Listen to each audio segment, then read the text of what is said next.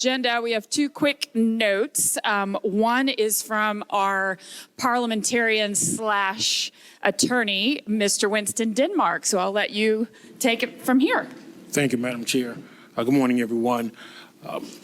So the board chair has noted that in recent meetings there have been occasional departures from the full measure of moderate speech that we and the public would expect. Board members have well-developed points of view and can be passionate when advocating for their constituents.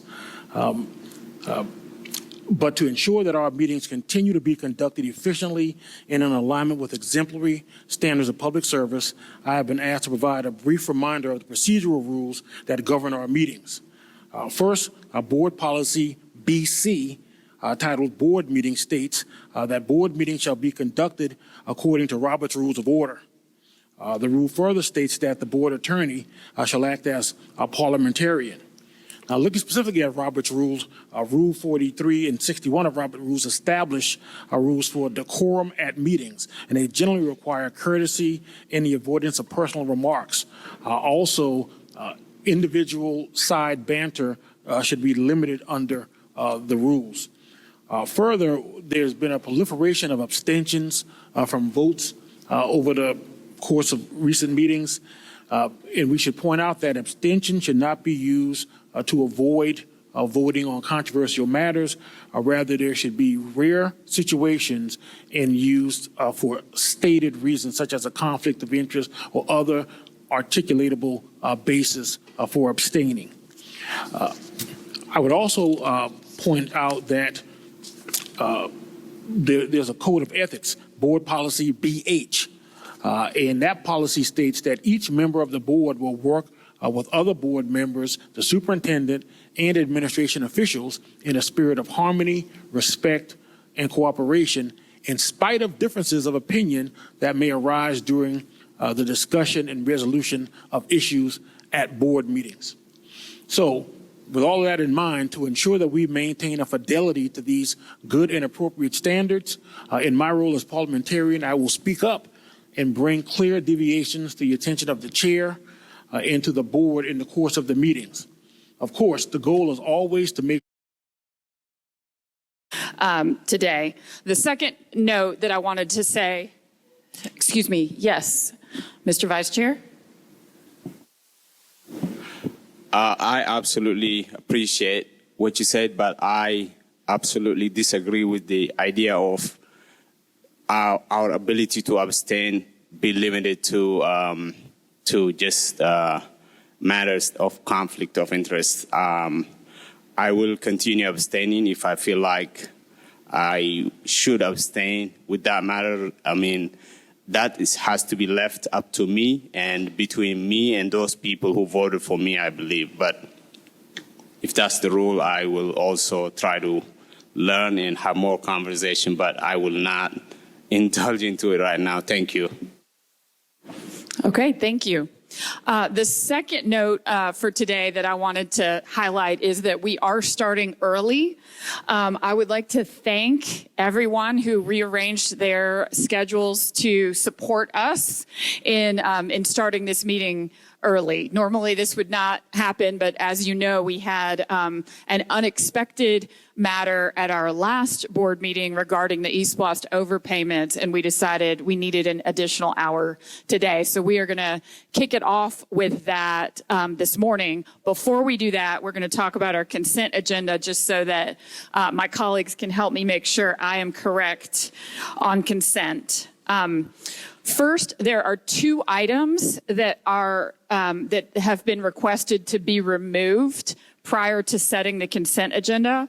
One is item 3. F4A, and that is the change order request for Evergreen Construction.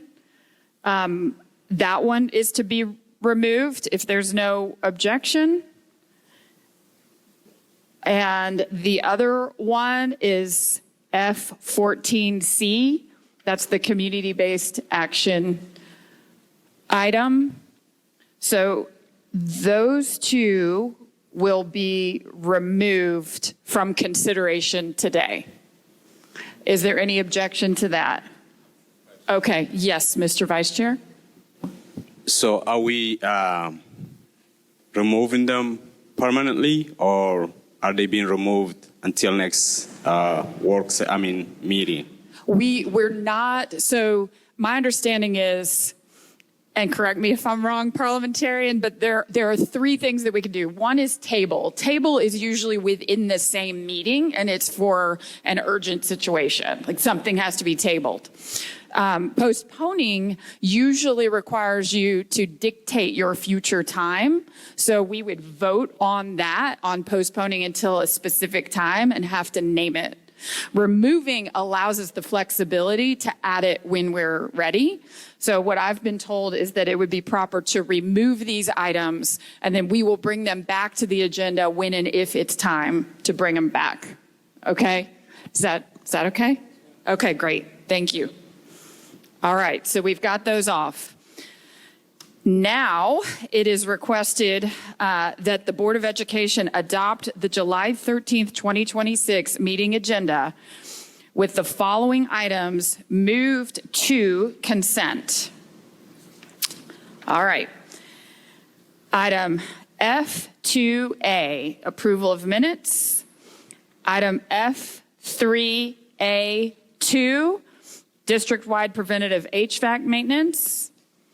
Item F3A3, district-wide roofing repairs. Item F3A4, easement, DeKalb County watershed.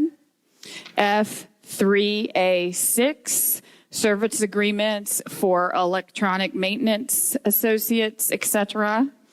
F3A7, control concepts each HVAC.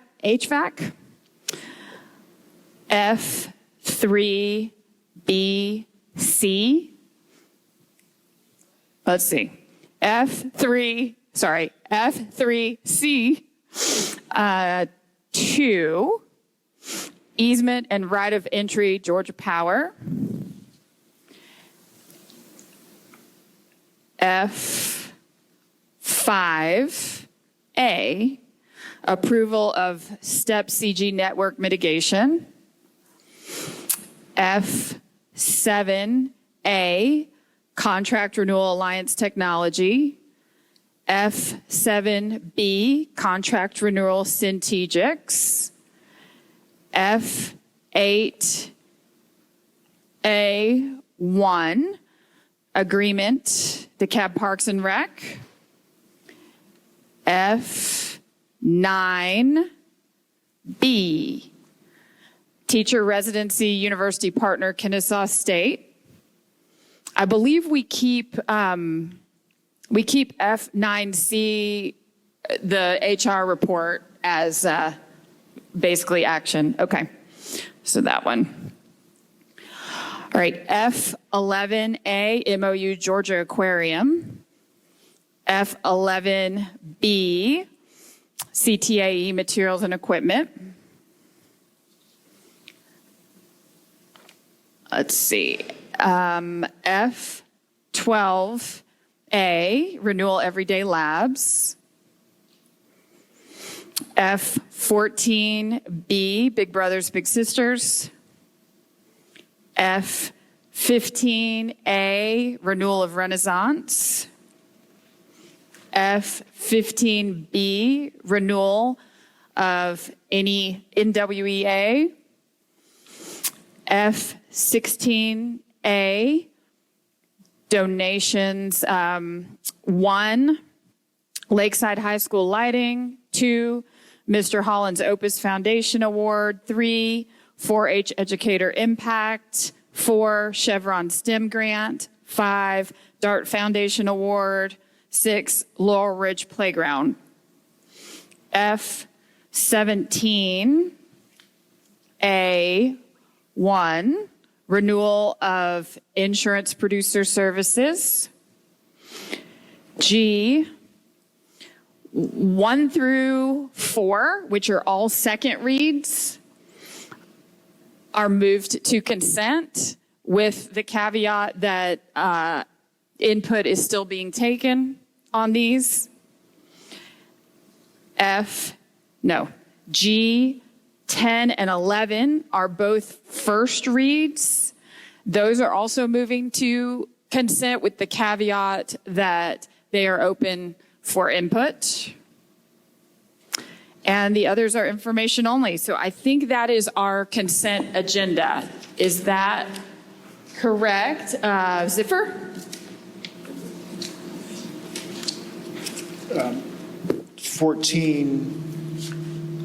14B, that should not be on, or can you remove that from the consent agenda?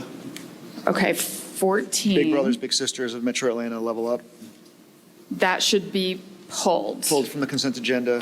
14B, Big Brothers Big Sisters. Okay. And then one more, there's two items that are related to each other, and this might have been my mistake. Inside the DeKalb County Teacher Residency, 9B, Human Resources, DeKalb Teacher Residency for Kennesaw State is on the consent agenda. I believe this was my mistake, but is there any reason, does anybody object to keeping the Clayton State 9A also on the consent agenda since they're related? The Clayton State item did not have full documentation. I requested that one to be removed. Understood, okay. That All was right. it for me. So we're good? Everybody No. good? Madam Chair, Oh, Mr. DaCosta? thank you. I would like to remove, just for questions, the strategics. I would like for them to be able to present where we are with that on, Centegics? yeah. And then also, Can you say the number, please? it's 7B. Okay, 7B, F7. So we're putting F7B. Let me put that in. F7B Centegics. And then also 15B. And 15. I just B? have a few questions for that one, so I would like for Dr. Alexander to pretty much present that one. NWEA, Yeah. 15B, NWEA, F, 15B, NWEA. All right, And you already have 14B, correct? I have got 14B. All Yep, right, thank you. thank you. Anything else? All right, that sounds good. So if there are no objections, our agenda is adopted by unanimous consent. Thank you very much. So, Madam Chair. Yes. This is not related to the consent agenda items, but I had requested that we pull off from the superintendent's reports the strategic plan update. And my reason for requesting so is that we have 5 presentations, and that one alone is a very substantive report, and I do not think that we will have time to do it justice. It is presented with 4 other reports today. Okay, thank you, Ms. McGinnis. I know we had also talked about allotting time for this at the retreat, but Dr. Sauce, would you like to speak to that? I appreciate that perspective, Ms. McGinnis. For clarity, we were prepared today to give some high-level highlights from the year end of our strategic plan. It certainly could be at another time if that's the will of the board. We weren't intending for, a 45, 50-minute presentation or anything of that sort today. The presentation has 46 slides, if I recall, but we didn't intend to speak to all of them. Some of those slides were included as informational purposes for the public's awareness. But we would respect the will of the board and could present that at another time, or we could continue today in a succinct manner as we originally intended. Okay. Yes, Mr. Iyasu? I just want to ask my colleague, would you be okay if it was just presented and then not also be brought back again and give it, so that we can actually, they're already prepared to present it, so maybe they could present it and then we don't have to ask them questions. Instead, we could reserve that for the second time. I definitely would learn a lot better if I could hear it now and then get that information again. Thank you, Mr. Iyasu. Ms. McGinnis? I mean, I would not object to an overview today if we are clear that it will be presented in more depth at a subsequent meeting. My concern is just that in the past, the subsequent meeting has not necessarily happened. And I think this is some of the most important work the board does. So I don't want to skimp on digesting and providing feedback on this presentation. Okay, thank you, Ms. McGinnis. I had also offered to make it a timed to ask Mr. Yasu to help time it to 1 hour, and if it once we get to 1 hour, automatically continuing at the August retreat, we could do that, or we could just, as a board, decide we're going to hear this and not discuss it until the retreat. Is there what's the will of the board on how to handle that? Time it or I'll limit be in it? favor of leave it open, let them present it, but we reserve the questions and the conversation for the next time. Okay, so is there any objection to, on that particular item on the superintendent's report, hearing the presentation and then digesting it until the retreat and actually engaging with Q&A at the retreat? Only for that item, only for that one item. Thumbs up? Any opposition? We're okay? Okay. So that sounds good. Then on that one item, we'll reserve our questions for the retreat. That sounds good. Okay. So we have no recognitions this month, so we will go ahead and move on to our interim superintendent of schools reports. Dr. Sauce. Thank you, Madam Chair. Thank you, other members of the board. I do want to introduce 3 particular staff members who are going to provide the board and the public with substantive updates emanating from what we learned were overpayments that we initially received through the ESPLOS 6 program, which is still underway. Our efforts to analyze and discern the fiscal impact for us going forward, as well as verifiable bona fide options to make whole the 2 districts who are affected by these overpayments, which are the city schools of Decatur and Atlanta Public Schools. In introducing the team, I do want to acknowledge my colleagues in those 2 districts. First and foremost, Dr. Whitaker, the superintendent of City Schools of Decatur. She initially contacted me as she and her team became aware of these overpayments to make us aware so that we could begin plans to assess and discern the impact and then eventually seek to make whole. Also want to thank and acknowledge my colleague, Dr. Brian Johnson, the superintendent of Atlanta Public Schools. The 3 of us have communicated quite a bit about this matter, and they're tremendous partners for a lot of reasons, and just appreciative of them and their team's grace as we've sought to address this matter internally and now present the board and the public with our findings, how this impacts us going forward, and ways to recommend to the board that we make them whole.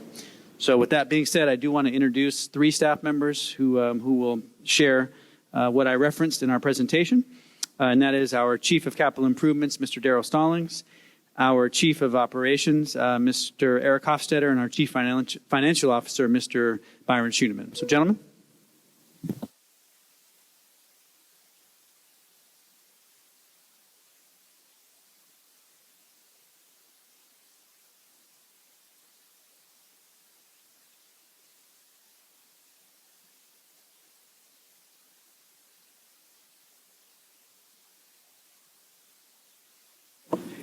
All right, how about now? Hey, Okay. might raise the podium as well, Mr. Stallings. Okay. It's right here, sir. You gotta, that's it. Press L, okay. There we go. Thank you. Okay. All right. Good morning and greetings, Board Chair Ms. Caverts, Board Vice Chair Mr. Yasu, other distinguished members of the board, and Interim Superintendent of Schools, Dr. Norman C. Sauce III. On behalf of the Division of Capital Improvements, we are bringing forth a summary of information culminating with the dashboard to address the current and projected financial status of ESPLOS 6, including the impact of overpayments of ESPLOS 6 sales tax with remedy and recommended actions moving forward. Chief Hofstadter will initiate the presentation with financial metrics, and then Chief Schuneman will outline funding recommendations, and I will summarize with a dashboard to support our recommendations for managing total projected revenues, including reduction of revenue to account for the overpayment of sales tax during the tax collection period, total projected commitments, and the projected variance at the end of the East Bloss 6 collection period. Additionally, I will outline a recommended action plan to support these projections. So at this time, I will turn the presentation over to Chief Hofstadter. All right. Thank you, Chief Stallings. And again, thank you, Board. We'll keep going right into it here. So the question became last month when we became aware of this inaccuracy with the certificate of distribution. And again, we thank the Board for allowing us just a little bit of time to analyze the impacts of this. So the question becomes is how does this impact our current planned projects moving forward with this change in revenue? Just want a quick reminder here on how this works. East Bloss revenue has two primary sources of how it's collected. Obviously, one, we get a monthly sales tax collection off all eligible item sales here in DeKalb County, as well as interest earned on those investments. So we take the collections, we invest them, we earn interest, and those become our two primary revenue sources. Now, up until now, only the sales tax collections have been forecasted as part of the SPLOST 6 revenue. As you might recall, when we plan, we only use the actual collection. We use the interest earned as one of our guardrails. In the event the economy or sales environment within DeKalb County may increase or decrease just based on performance. Okay? So up until now, that is what we've realized to this date. Now, it's important to note that currently, as of May of 2026, East Bloss 6 account has actual over $350 million in actual funds in the account. Okay, so if anything were to happen today and we had to pay out $300 million, we'd be able to pay that cash in a one-time payment today. So the position right now is strong with being able to make those payments. Okay. And as you can see there in our forecast chart, if you add both our collections and add in the interest earned to date, and that is represented there by the green line, you'll see that we have $631,000 collected so far, with $271 million already expended towards that in projects, leaving about $359 million in between still in the bank. Okay. Now on slide 5, you can see that how this inaccuracy reflects a forecast overage of what we're right now forecasting to be approximately $13 million. This includes the overages of the collections to date since July of 2022, all right, through June, through May, and also what's forecasted once the distribution percentages go into effect in August. So on assumption that the Department of Revenue makes the actual accurate distributions on our behalf, then we're anticipating between that and the next 13 collections would be about a $13 million forecasted overage to DeKalb. Okay. As you can see on those charts, we've collected $589 million in actual collections and have about $42 million in interest earned so far. Now, in order to move forward and to mitigate the change, what we're proposing is to use some of that forecasted interest earned and move it or transfer it in lieu of the forecasted revenue to make up the difference. So we're looking at approximately $13 million in over the next 13 months, including how much has been collected today that we need to true up, as well as what we're forecasting each month for the next 13 months. All right.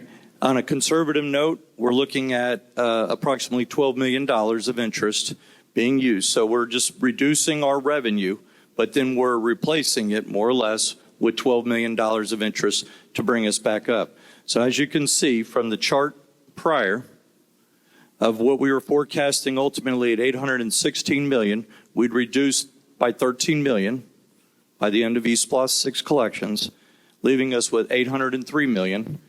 And then the recommendation would be to add $12 million for the 803, the new adjustment, leaving us a new forecasted revenue of $815 million by the end of East Plus 6 collections. Okay. Now we know this because each month we continue to track our revenues and our performance on revenues. As you can see, our interest earned towards the bottom right now, $42 million. And you can see how each month we're earning a little over $1 million each month just in interest on those collections. So assuming there's 13 collections left, we're anticipating having approximately $12 to $13 million more earned in interest. So that will replace what's being trued up. All right. That'll kind of leave us back to neutral. Okay. To further have confidence in that, we look at past performance. So when we look at East Plus 5, which last collection ended in July of 2022, we've earned over $39 million in interest since then on that amount of money that's still sitting in the bank in East Plus 5 that we're currently expending. So that revenue and that interest earning forecast is still holding strong for us. And as you can see on the East Plus 5 revenue statement that you receive each month, you can see how we've been earning that interest, even though there's been no additional collections over the last 4 years.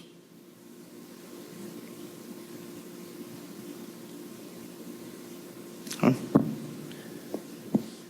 All right, I'm now going to turn it over to Mr. Schoeneman, who's just going to talk about how we're going to true up our recommendations with City Schools of Decatur as well as Atlanta Public Schools. Mr. Schoeneman. Thank you, Chief Hofstadter. So this slide, it outlines the proposed approach for completing the East Plus 6 revenue true-up for payments that have been received from the Georgia Department of Revenue beginning August 1st, 2022, when the district first received payments attributable to East Plus 6 all the way through July 31st of 2026. So as a reminder, East Plus payments, they're received monthly from Georgia Department of Revenue 1 month in arrears. So that means payments received in the month following are applicable to the collections the prior month. So the calculations below, they show the cumulative payments received along with the cumulative monthly interest earned on those payments through June 30th of 2026. That period represents 47 months of collections and related interest. So my recommendation is to bring a final true-up to the board at the August board meeting. So if we wait until August, this will allow the district to receive the final July payment. Keep in mind that July payment is attributable to the June collections, and it will bring us up to date through the end of fiscal year 2026.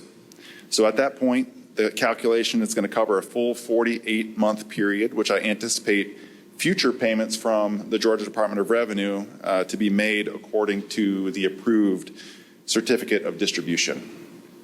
So once the board approval is obtained, finance can process the true-up payments from existing East Plus 6 cash balances within a few days. So I've also discussed the accounting treatment with the Georgia Department of Audits and Accounts, and there is agreement that these payments should be recorded as a reduction of revenue rather than an expense for financial reporting purposes. So for planning purposes, down below, I included a July estimate in the table. So based off the current estimate, the district would need approximately $2.9 million to true up with Atlanta Public Schools and approximately $9.1 to true up with the City Schools of Decatur to bring the total reduction to DCSD's East Plus 6 revenue just shy of $12 million. So I've also discussed this proposal and approach with the interim CFO for Atlanta Public Schools and the CFO for the City Schools of Decatur, both of which were comfortable with the calculations, timing, and planned on discussing this approach with their superintendents.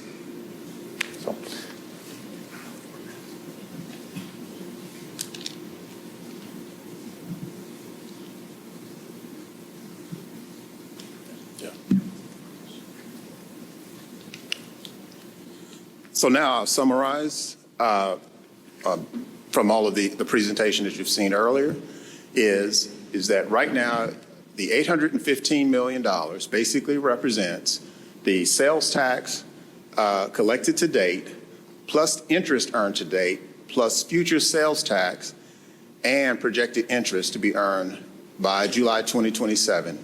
That also accounts for the distributions that will be made, the $12 million distribution to be made to the city schools of Decatur and Atlanta Public Schools. The $651 million represents total approved commitments of projects to date. And then the $154 million represents total projected commitments that we are going to be recommending, leaving a positive variance of $10 million between the total projected revenues and the total projected commitments, which we recommend be managed as program contingency for East Bloss 6. So if you're looking at the dashboard here that we try to summarize, you will see the first column that you see, basically the dark blue, represents a net revenue to date, and that is also accounting for the $12 million, approximately $12 million that we anticipate as a payout, and then additional total projected revenue that will get us up to the $815 million of total projected revenue, which we will continue to monitor. The next column represents what I spoke to earlier, which has our total approved commitments of about $651 million, and then additional total projected commitments of another $154 million. That gets us to the $805 million of total projected commitments, and that gets us to the $10 million positive variance that I spoke of earlier. Okay. Now, we're making some recommended action plans. Certainly, determination will be at the will of the board, but thought that what we should do is to outline how we are getting to the $154 million of total projected projects. And so, back from the April 2025 retreat, there was about $214 million of planned projects. We're looking at it and recommending we pause at this time with Allgood Elementary School, Kithridge Magnet School, bus purchases, and fire alarm enhancements. These will be enhancements to systems that are already working at this time. That getting to about $119 million. And then we are recommending we move forward with the Stoneview project at $35 million.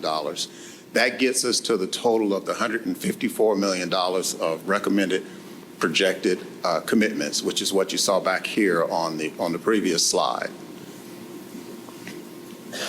And with that, we will go ahead and take questions, but we also are pretty convinced that the other projects can move forward that we're planning.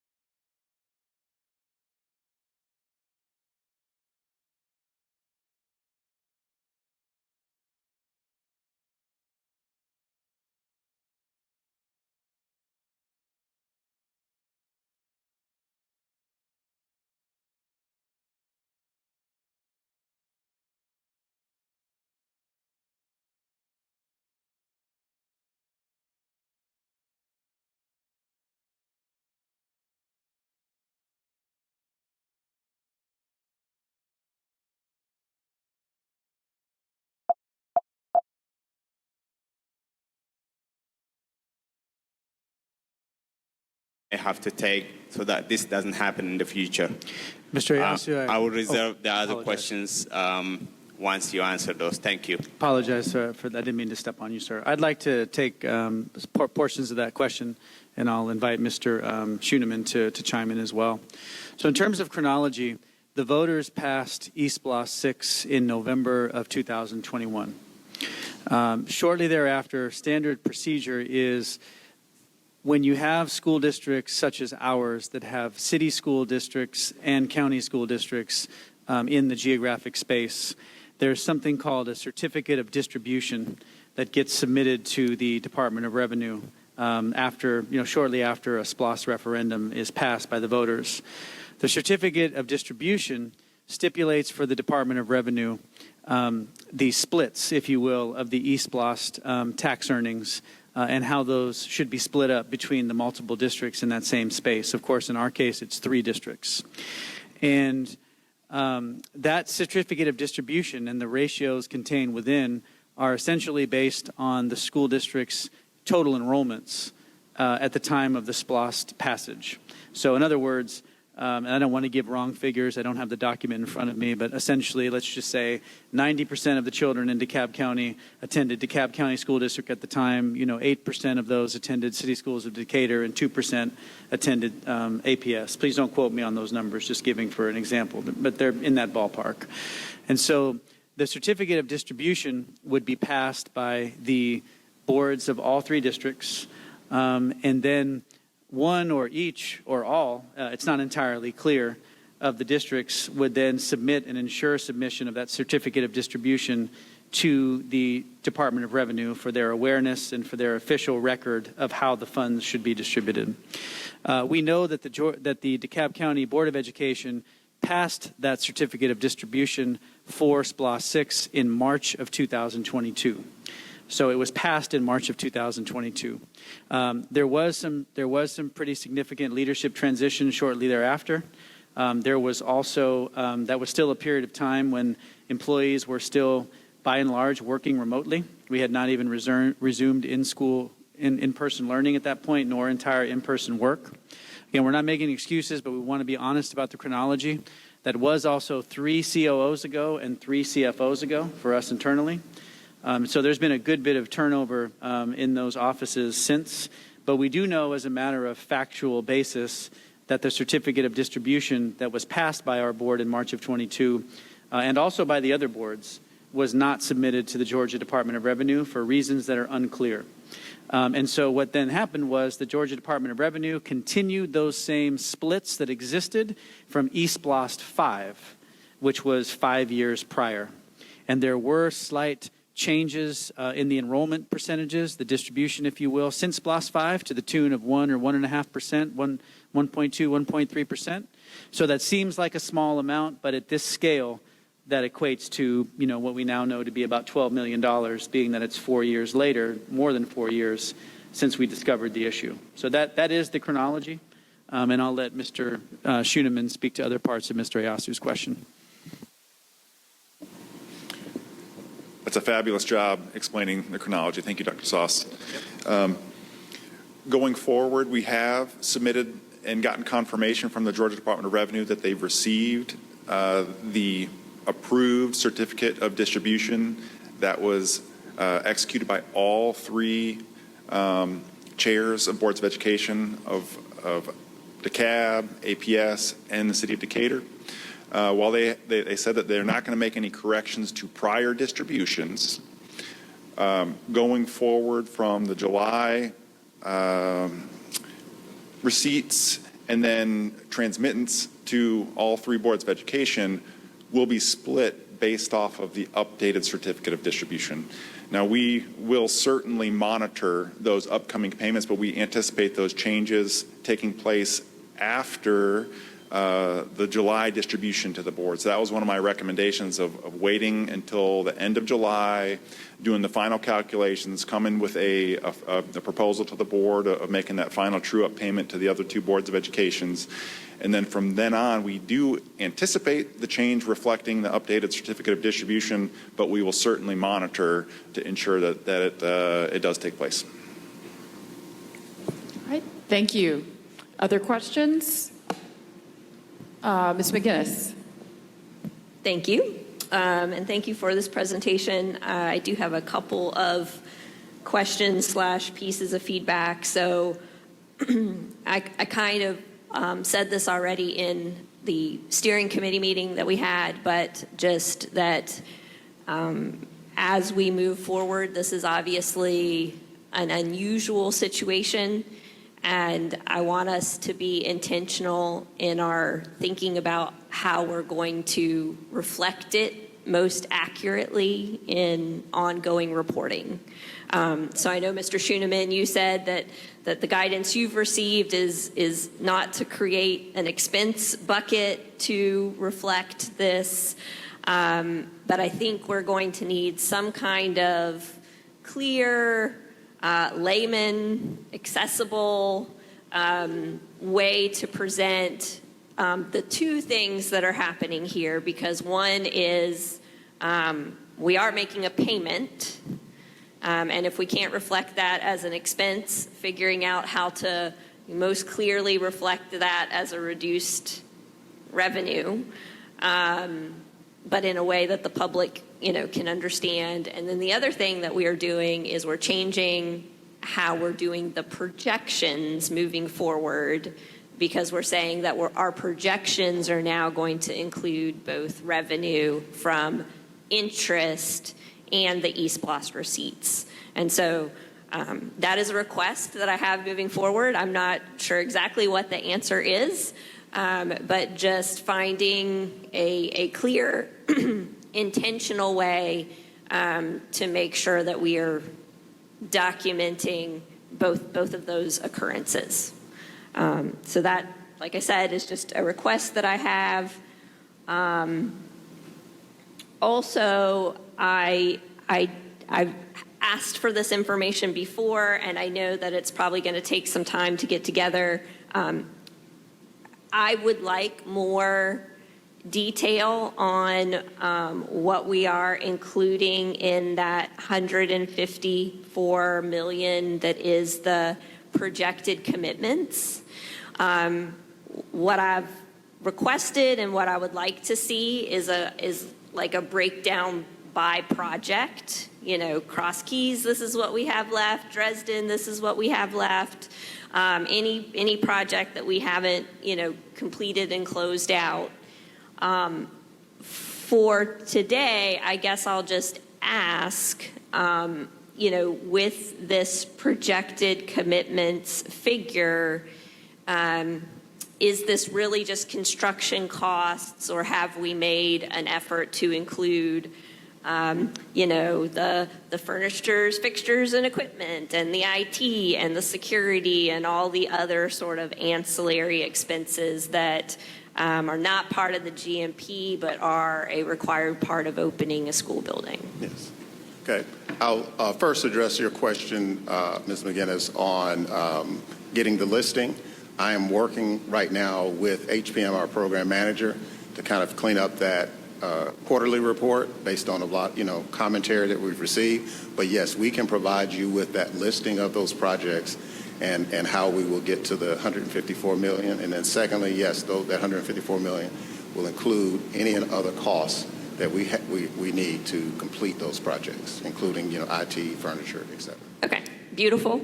And I would just request it in Excel format once it's available, so I can kind of do my own slice, dice, and filtering. Absolutely. Okay.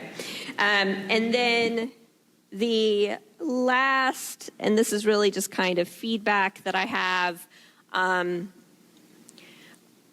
really think that as a board,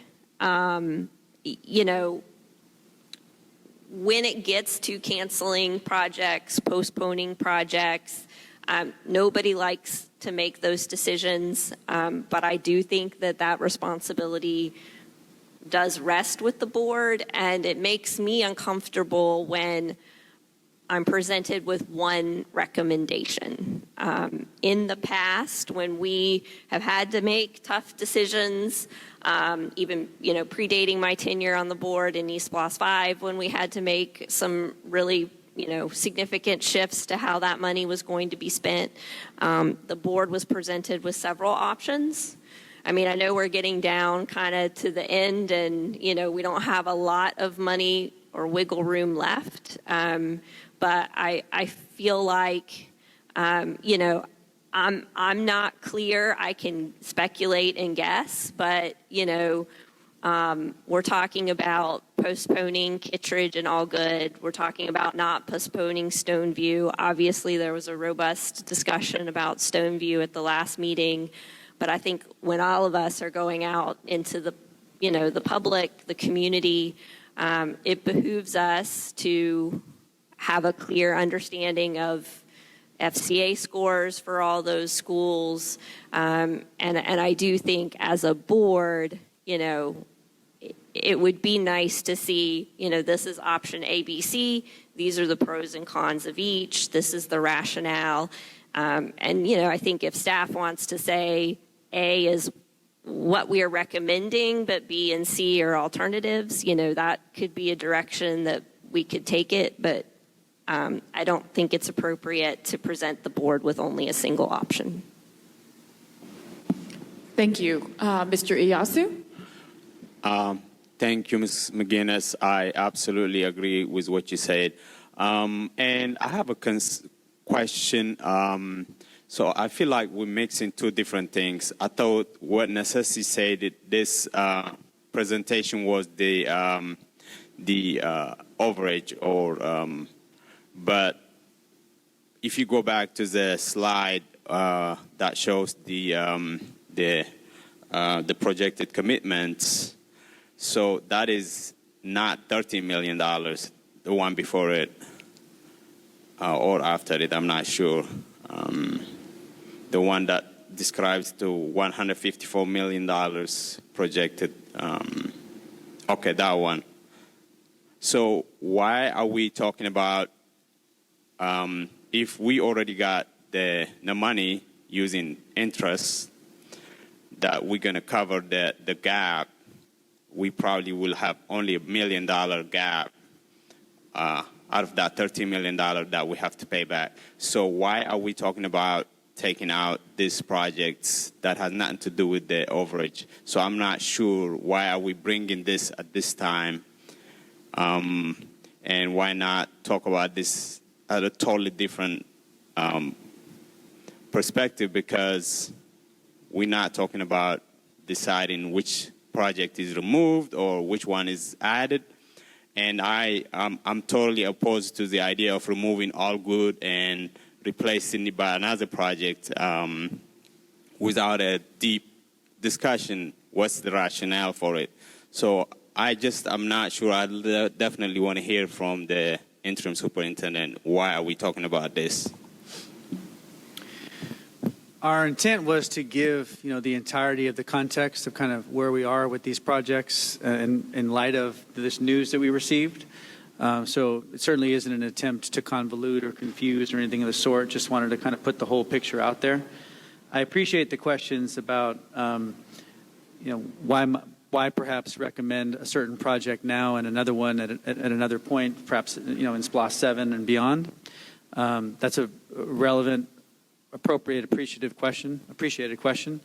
Mr. Stallings, if you don't mind, I'd like you to speak to, as it relates to, Stoneview appears on this slide and has come up, kind of talk about why we would intend to continue to recommend a Stoneview renovation in East SPLOST 6 compared to, perhaps other pressing needs. Certainly, Interim Dr. Sauce, and I will speak initially. And I've also had Artis Johnson here to come also who did a little more deep dive into this. But what we tried to do to look at it objectively was to really first look at the FCA scores. And we do know that Stoneview had one of the lowest facility condition assessment scores. And so that was certainly, Can you speak a little closer to the mic? Thank you. All right. Okay. I apologize on that. What we tried to do was to try to look at it objectively, was to look at the FCA scores, and so certainly what we saw was Stoneview had one of the lowest FCA scores as well as it was also over-enrolled by a small percentage, I believe. We did recognize that Kittredge also did have a fairly low score and was more over-enrolled, but we do know that there had been some minor adjustments or improvements made there. I think re-roofing, but as far as we could see, we did not see anything relative to Stoneview. So that's one of the reasons, that was the reason that we made the recommendation that we did. And we'll certainly go back to Ms. McGinnis's point and try to look at all other options. But that was kind of the driving force to make the recommendations that were outlined as far as a recommended action plan. We would remind the board, too, that design work for a Stoneview renovation was approved as well as our last meeting to be paid from SPLOST 5. That's correct. As well for the design work. Yes. Okay, thank you. Mr. DaCosta? Thank you so much. And thank you, gentlemen, for, going over this presentation and also walking me through the presentation as well. But I do have some questions about the contingency. How much money currently do we have in contingency? Is that $10 million? Is that what that reflects? Well, first, the $10 million actually is what we're projecting, so it will accumulate as we continue to make collections that we were recommending as program contingency just for anything that comes up, with the projects that we're currently recommending to move forward with is in the $154 million. So that's why we projected that. Currently, I believe what we have as contingency is only recognized in SPLOST 5 right now. I know the last quarterly report had about $4.6 million there, but that may have been adjusted, and I would have to consult with staff to get specifics on what the remaining balance is of that particular contingency. Did that address your question? Yeah. Because I do remember before SPLOST was passed, I don't know if it was, I don't know who mentioned it, but we will do an automatic savings on, some type of project contingency, some type of percentage just in case inflation costs, goes up. So does this remaining $10 million reflects the rest of the projects with all of the change orders and everything? That's that $10 million? Because that's only about 1.2% of like 300-something odd million. Right. Well, there are two types of contingency that we have for our construction managers at risk, which we call contractors. Okay. Within their contracts, most of them have an internal construction contingency, and those balances vary depending on the project. So we have that to draw on so that we don't have to increase their contract amount. But then program contingency may be dipped into when we have sort of unforeseen things. That means we may have to do additional testing, or we may have to do some additional design-related work that we did not anticipate, and we can draw for that particular program contingency. So we've been spending money out of program contingency before? Do you know? Yes, and I can have Mr. Artis Johnson also elaborate a little bit on the question about contingency. Yeah, so I know that there's projects that we do have like change orders and, and then we also set on the board agenda the actual account that is coming under. Dr. Salz, would it be possible if, it will be a little bit more clear that this money is coming from program contingency to go about with that actual, I just had a brain freeze. Yeah, it's okay. To go about with that actual overage of whatever that amount comes from? Is that coming from the program? So one of the things that I have gotten with HPM on that we're going to look we're going to be implementing is now with the board agenda item as part of the information packet is provide you with an analysis of the contingency, whether it's coming out of construction contingency and what balance of that construction contingency is left within, say, the contractor's contract, or if it's program contingency and what the balance would be after that encumbrance if we're recommending something as a change order. Some other cushions that we also have, too, will be continuing earned interest beyond the SPLOST period that ends July 2027. We have not projected that here, but that's some other additional cushion that we will have also, especially, and then once we also reconcile SPLOST 5, we anticipate that we will have some opportunities there to also be able to increase program contingency. Okay. You want to add anything to that? No, that's Okay. exactly what I'm Okay. Okay, and I appreciate that. Now, I know you just got here, but as we start to work on, the next East Floss, is there any conversations about like increasing program contingency based upon, from our last East Flosses and how we actually been spending? It's a very good point. One of the things I want to look at with the HPM team and the rest of the operations team is to really do a deep dive in what we have budgeted, as well as look at what we think is an appropriate program contingency. We are looking at that. I want to look at that in more deep dive so that, yes, we make sure that we have that actual enough program contingency to get us through the East Floss 7. Okay, thank you. Mr. Costa, if I may, thank you for those questions. I want to also just add a bit of context that I'm appreciative of Mr. Stallings since he began with us in the latter part of May, that he has taken on the mantle of working to improve, not only our systems of collaboration and clarity internally on all matters of East Floss planning, financing, reporting, but as he referenced, working hard on elevating the materials that we're publishing and cleaning up discrepancies and misnomers in those materials that are even more clear for the public in ways that align to board expectations and feedback we've received, certainly since I've been in the seat. And Mr. Stallings and his team are working hard on doing just that in collaboration with HPM, as he mentioned. And also, too, we're working on now creating live dashboards for the public to see in real time how our East Floss projects are progressing. Not only the project's towards completion, but of course, whether they're on or over or under budget.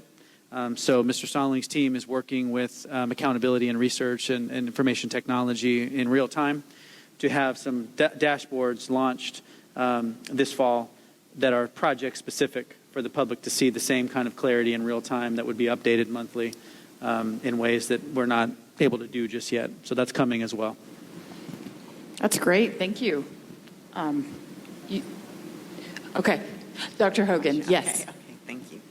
All right, thank you so very much. This is just one quick question, and Dr. Sauce, you may be able to answer this. Once that certificate of distribution has been filed, will APS as well as City of Decatur, will they be notified, just giving them a confirmation that we filed it and letting them know that? So thank you for the question, Dr. Hogan. I presume, are you referring to the East Floss 6 certificate of distribution, or what would to come in East Floss 7? East Floss 6. Certainly. Thank you for the question. So, Mr. Schoeneman, if I'm wrong, you correct me, but our correct East Floss 6 certificate of distribution has now been given to the Department of Revenue, and I have confirmed that with my colleagues as well that I mentioned. Thank you for the question. We also know that as we approach East Floss 7, this absolutely will not happen again. And Mr. Schoeneman and his team have already, I'll let you speak to it, Mr. Schoeneman, but you all have already discussed and created a process to ensure that the certificate of distribution is rightfully distributed, which didn't happen 4.5 years ago. Do you want to speak to that briefly, Mr. Schoeneman? So, Dr. Sauce, we'll actually absolutely confirm for East Floss 7, given a similar timing that you laid out for East Floss 6, that once it's approved by all three boards, that it is filed with the Georgia Department of Revenue. I have spoken with Chief Hofstetter on assigning a responsibility, whether that is with our staff, whether it's with me, whether it's with Hofstetter, or perhaps an overseeing attorney that has that responsibility of filing. Thank you for the questions, Dr. Hogan. All right, thank you. I don't see any other questions. I will just to the board say we did have the overpayment issue, the expense commitment reconciliation, and the projects impacted all in this presentation. I think this is an example of how individual board members have different needs for reporting, and sometimes it can be confusing. It can be a lot of information. I would like to remind you, we do have East Floss on the retreat agenda for the end of August. We're still finalizing the amount of time to allot to that and the types of data analyses, requests for information that board members want. I would ask that if you all have, because we know this doesn't, because one board member wants an analysis, a history of data, it doesn't mean that it's the will of the board to spend time on that.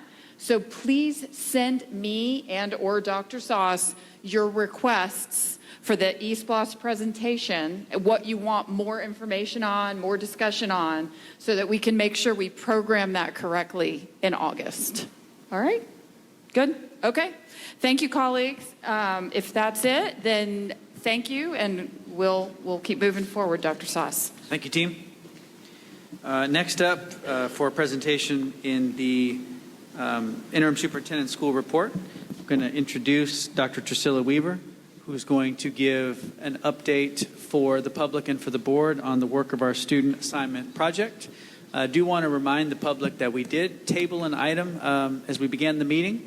So some of what Dr. Weaver would have spoken to would have referenced some of the work coming from that RFP. So we are adjusting and adapting based on this latest development. So just have that context in mind as Dr. Weaver begins her presentation. Thank you so much. And good morning, Board Chair Mrs. Gevertz, Vice Chair Mr. Yasu, members of the Board and Interim Superintendent Dr. Sauce. This morning, I will provide an update of the student assignment project, and the presentation will focus on our summer planning work and next steps.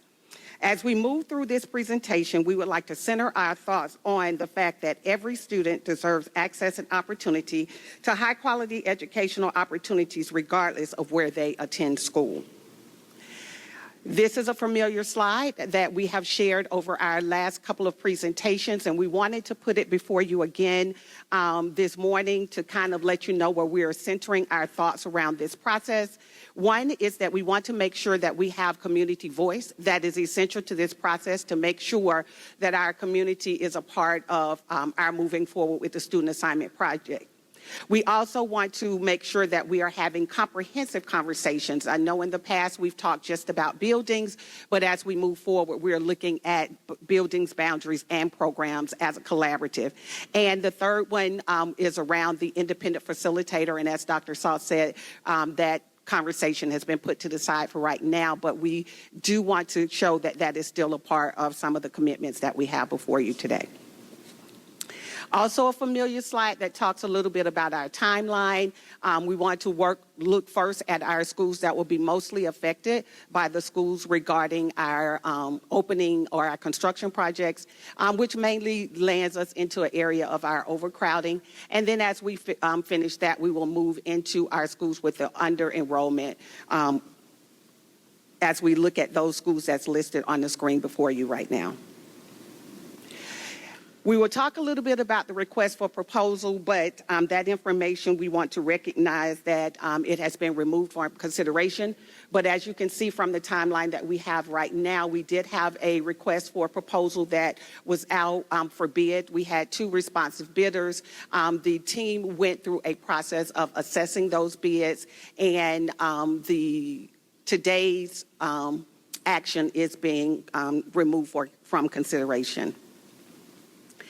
We also want to talk a little bit about our logistics. So we have been doing quite a bit of work behind the scenes as we look at our logistics, and we're still looking to move forward with these logistical plans and want to share them with you today. And as you can see on the screen, we wanted to look at what were some of our stakeholder participation groups or categories that we wanted to consider for our community action teams. We also looked at possible meeting dates and times, as well as locations.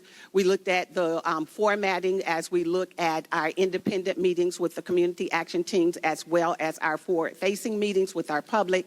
We looked at a timeline regarding our community conversations and how we will have to finalize that and make whatever adjustments that we need to make. We're working with our communities, with our community engagement team to talk about what our communication timeline will look.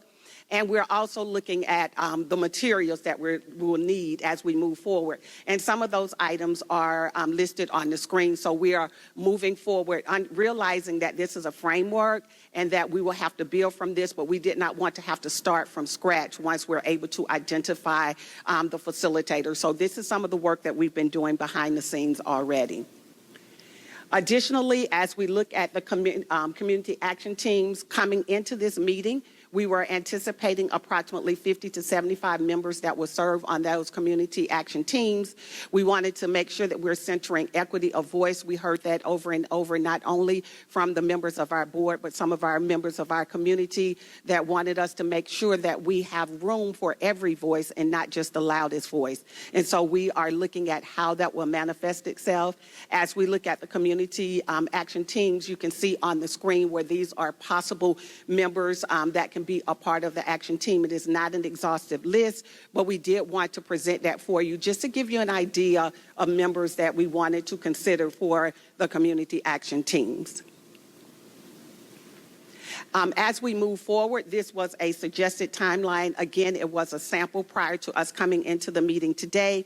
We will make whatever adjustments that we need to make, but know that our planning will continue. And as we are able to move forward, we will look at how we will go about recruiting and selecting members for the community action teams, as well as our engagement period, and then our closeout for phase one, still looking at the possibility of bringing before the superintendent some recommendations or some ideas that he can consider, as well as consideration for our board. Again, this is a sample timeline because we were getting questions on what could this possibly look like, and we wanted to provide some information on what this could look like. Again, this will be phase one, and then we will repeat it for phase two as we move forward, but this too will be adjusted based on the information that we learned today.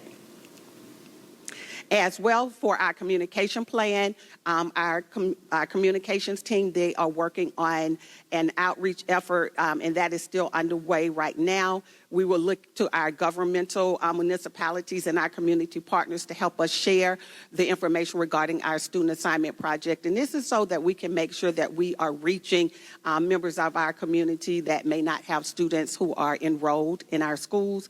And we also have some upcoming events that we will be sharing information, such as our registration hubs, our back to school rally, as well as our open house. And so we will continue to get this information out into the public, word of mouth, working with our principals and others to make sure that they are aware of where we are with the student assignment project. A few things that we want to keep in mind. First and foremost, that the district is leading the student assignment project.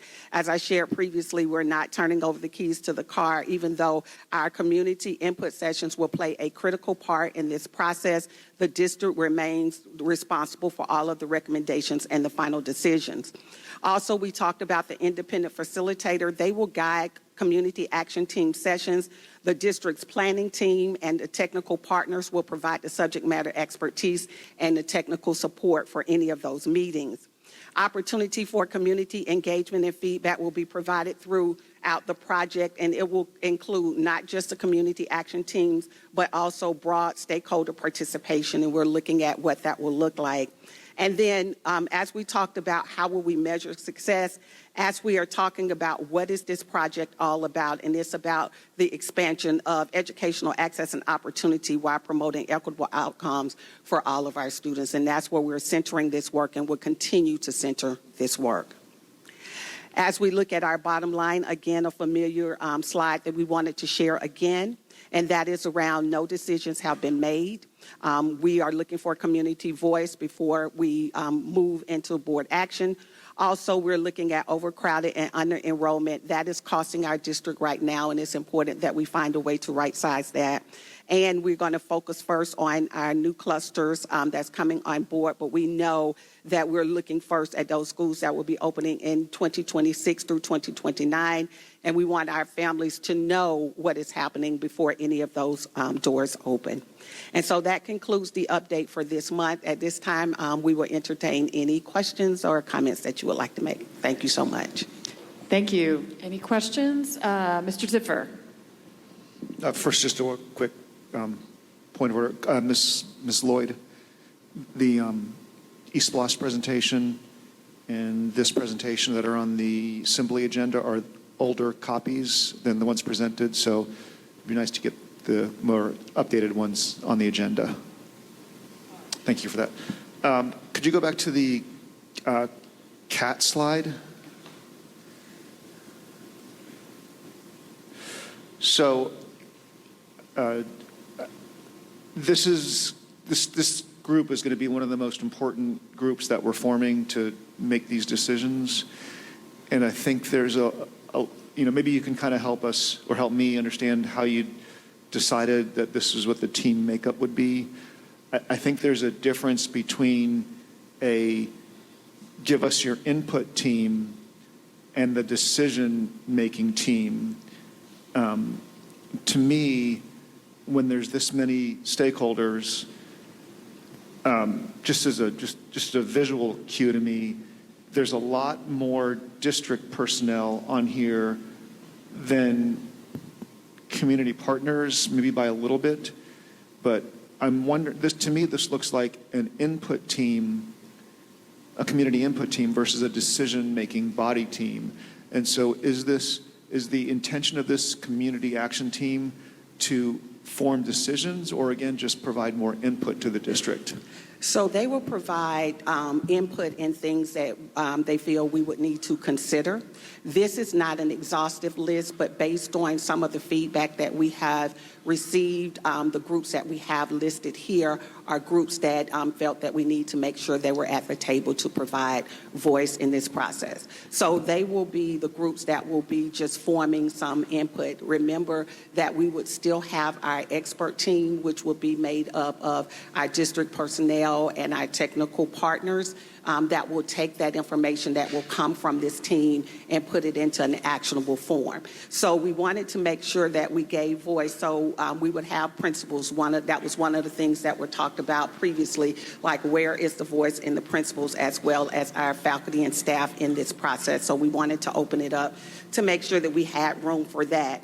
There was some information about, district personnel not being a part of it. So we wanted to make sure that we made room for that, as well as our community partners, alumni, PAC presidents, community partners, and through the selection process, we wanted to make sure that there was balance. And so while these are some categories, it does not mean that, it might be, and this is just for instance, it might only be one or two principals or 3 or 4 school-based personnel out of the 50 to 75 members, but there will be a process so that there's equitable voices represented in each of the team.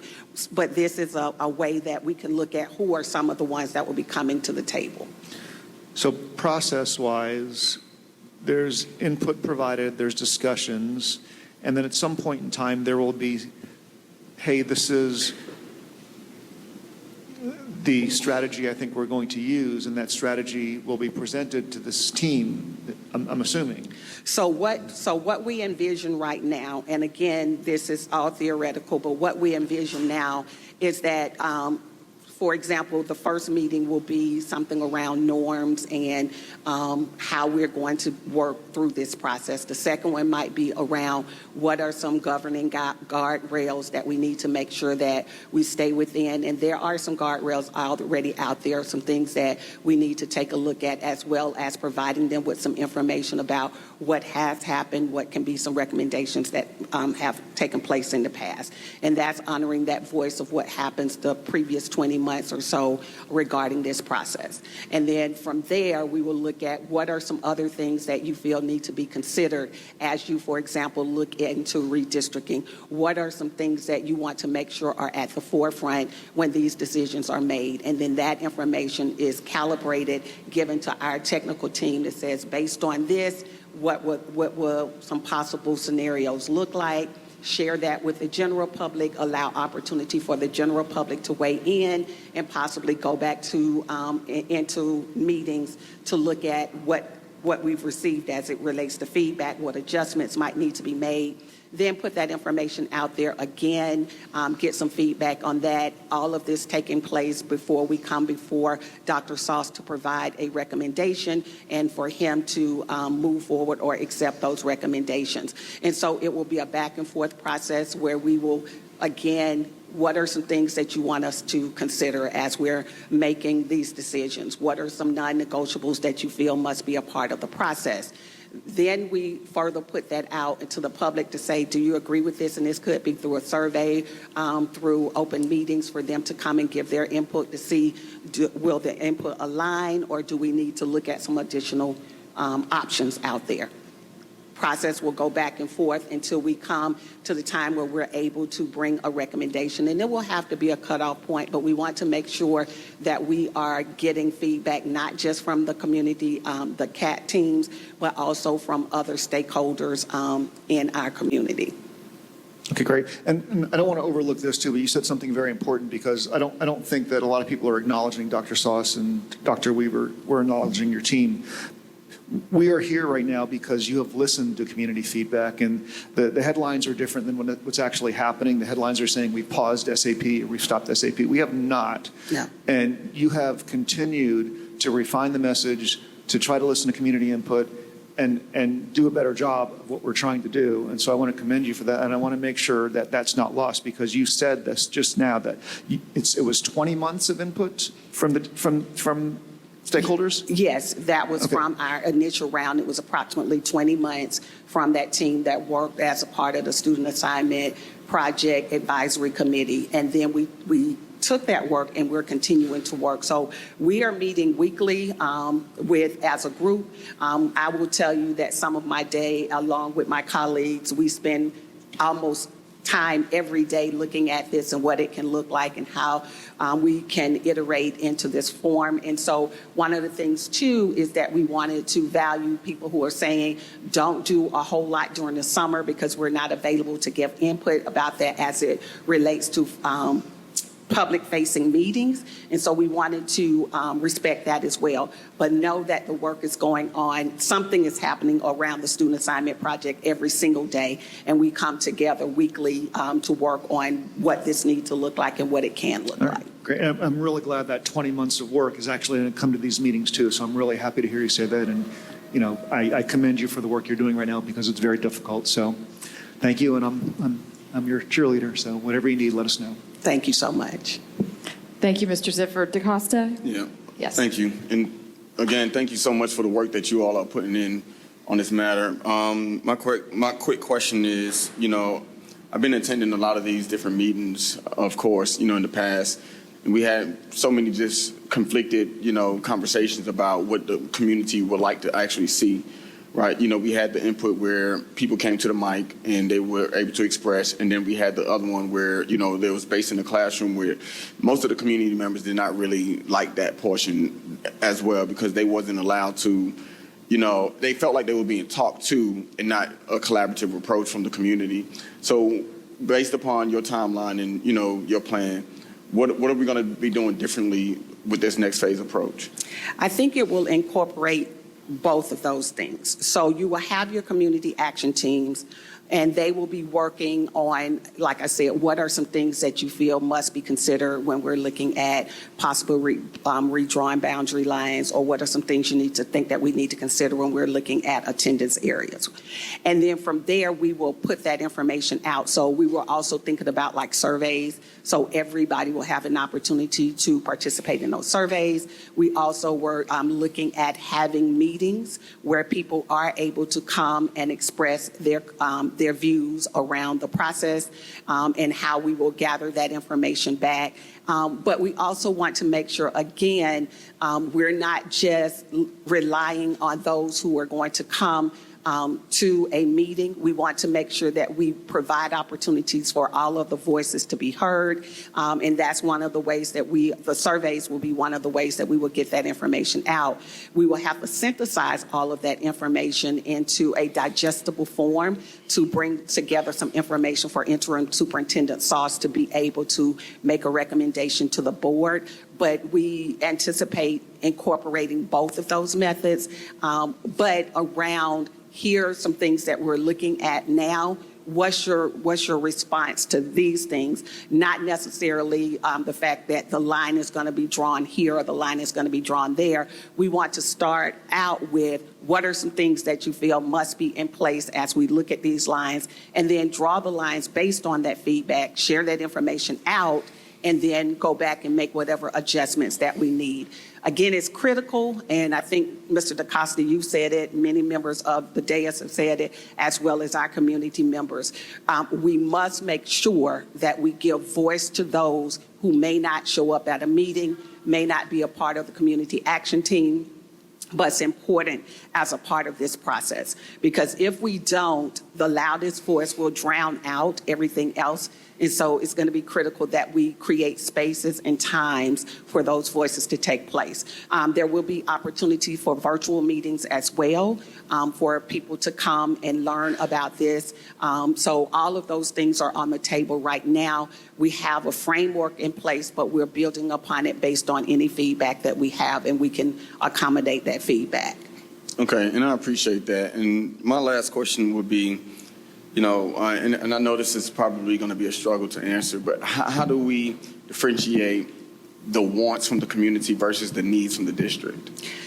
So we're gonna have to rely on our experts, and that goes back to can't turn the keys of the car over and say just drive where you want us to go, right? We're going to have to rely on that feedback, but at the end of the day, we have to maintain that we are the experts around this. While your input is very, very much appreciated and valued and will be listened to, but at the end of the day, we will have to make sure that they align with the principles and any policies that we have that governs this process, and that makes sense for all of our students and not just for a certain segment or population of our students. Yeah, and I appreciate that. So, while you all are planning, if it's possible just to try to marry the two together, because I do know that, based upon just different comments, the public pretty much seemed like we already made a decision. Yeah. And we're just doing something just to do something.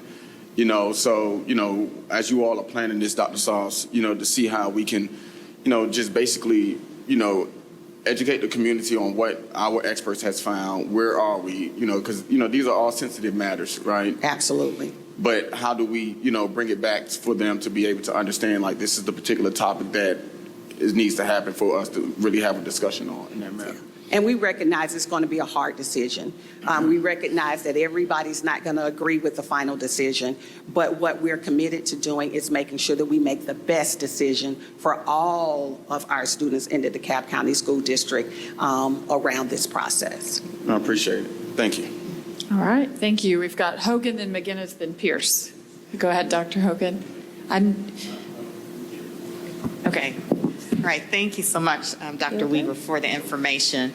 I do have, I guess, a few clarifying questions. And so my understanding is, so for the first phase of this project, we're focusing on those schools that are going to be opening, I guess, starting next year. What is our focus for this first phase? Who's our focus? So the first phase will be those schools that are mostly affected by our construction projects. Okay. And so those are the schools that you see listed there. Okay. And it may not be an exhaustive list. And what we've talked about in our group is that any time the decision emerges itself into some schools that are clusters that's not listed here, we would make room for those voices to enter into the room. But the first phase will be around those mostly affected by our construction projects that's scheduled to take place or that's already under construction right now. So can you tell me, in the fall of 2020, for the 2027, 2028 school year, what school or schools will be opening in order that we're currently focusing on in this phase, so that you're preparing for to get ready to redraw these lines, redistricting for those schools that are opening fall of 2027? Okay, I'm gonna yield to my colleagues in planning, and they will share that information. Okay, thank you. Thank you. So for fall of 2027, we're anticipating the opening of Sequoia Middle School, which will be the beginnings of the Sequoia cluster. Sequoia High School will be a few years later, but we want to make sure that that cluster is planned from the beginning as a cohesive whole. At the same time, we've got the opening of the rebuilt Dresden Elementary and the modernization and addition of Cross Keys High School. Also, fall of 2027 will be the completion of the major renovation at Idlewood, which, if you remember, there was a major redistricting between Idlewood and Smoke Rise. So a resetting of the Tucker cluster would be included in this as well. And what that means is, between all of those constructions, we've got every cluster from Dunwoody, Cross Keys, Chamblee, Lakeside, Druid Hills, and Tucker impacted by construction in some way. And so those are the clusters that we're focusing on for the redistricting happening this fall to take effect fall of 2027. Okay. Just want to add, it's important to note with the Dresden rebuild, the current school is roughly 650 students, but the new capacity of the school will be about 950. So with that additional 300 seats causes, to help level off some of the capacity levels at some of the schools that are overcrowded, some that are at capacity, and some that are under enrolled, and try to reshuffle that. And I also believe Cross Keys has an additional 200. We'll be increasing the capacity by 200 seats as well. Okay. So I'm just trying to make sure I understand everything. So due to the fact that we are increasing the capacity of these schools and opening a brand new school as of fall of 2027, then redistricting is going to have to take place in order to relieve the overcrowdedness at some of the area schools. And so what's happening in phase one will be focused on relieving this overcrowdedness in these areas.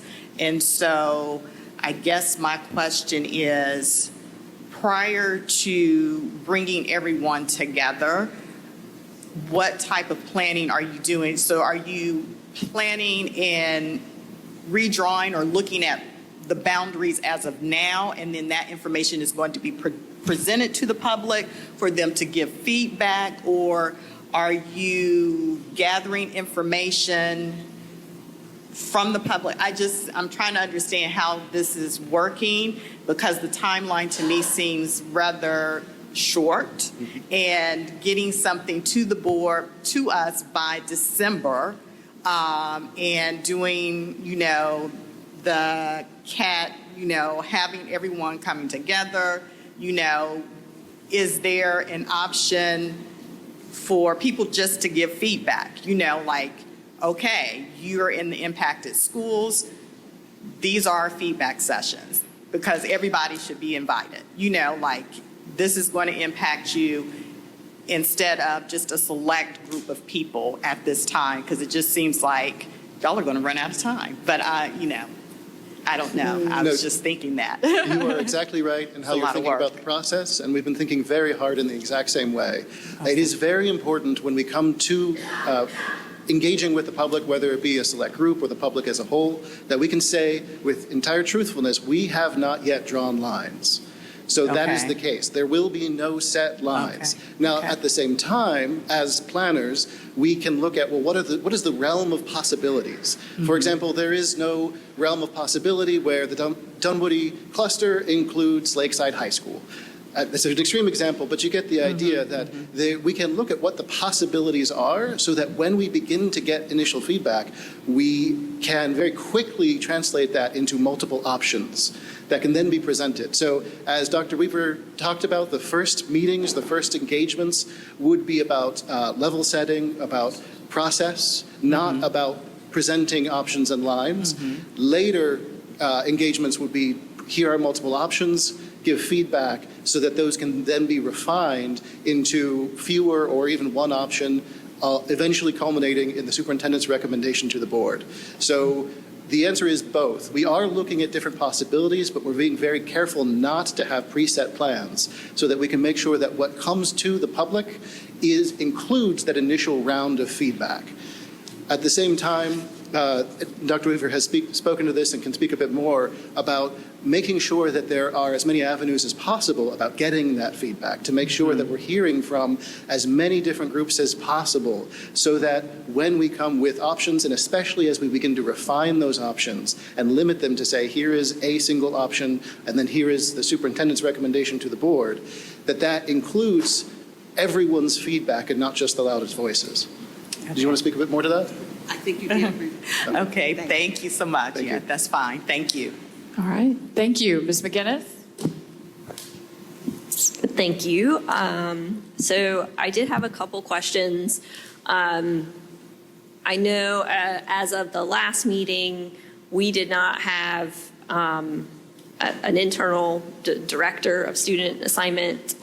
So I wanted to get an update if you're able to share where we are with that step in the process. We still do not have a recommendation to bring forth before the board. However, we have assembled others who are helping us with this process, and Dr. Sauce has graciously allowed me to even bring on a couple of more people who will have a primary focus on the student assignment project. So we do not have a recommendation to bring before you at this moment.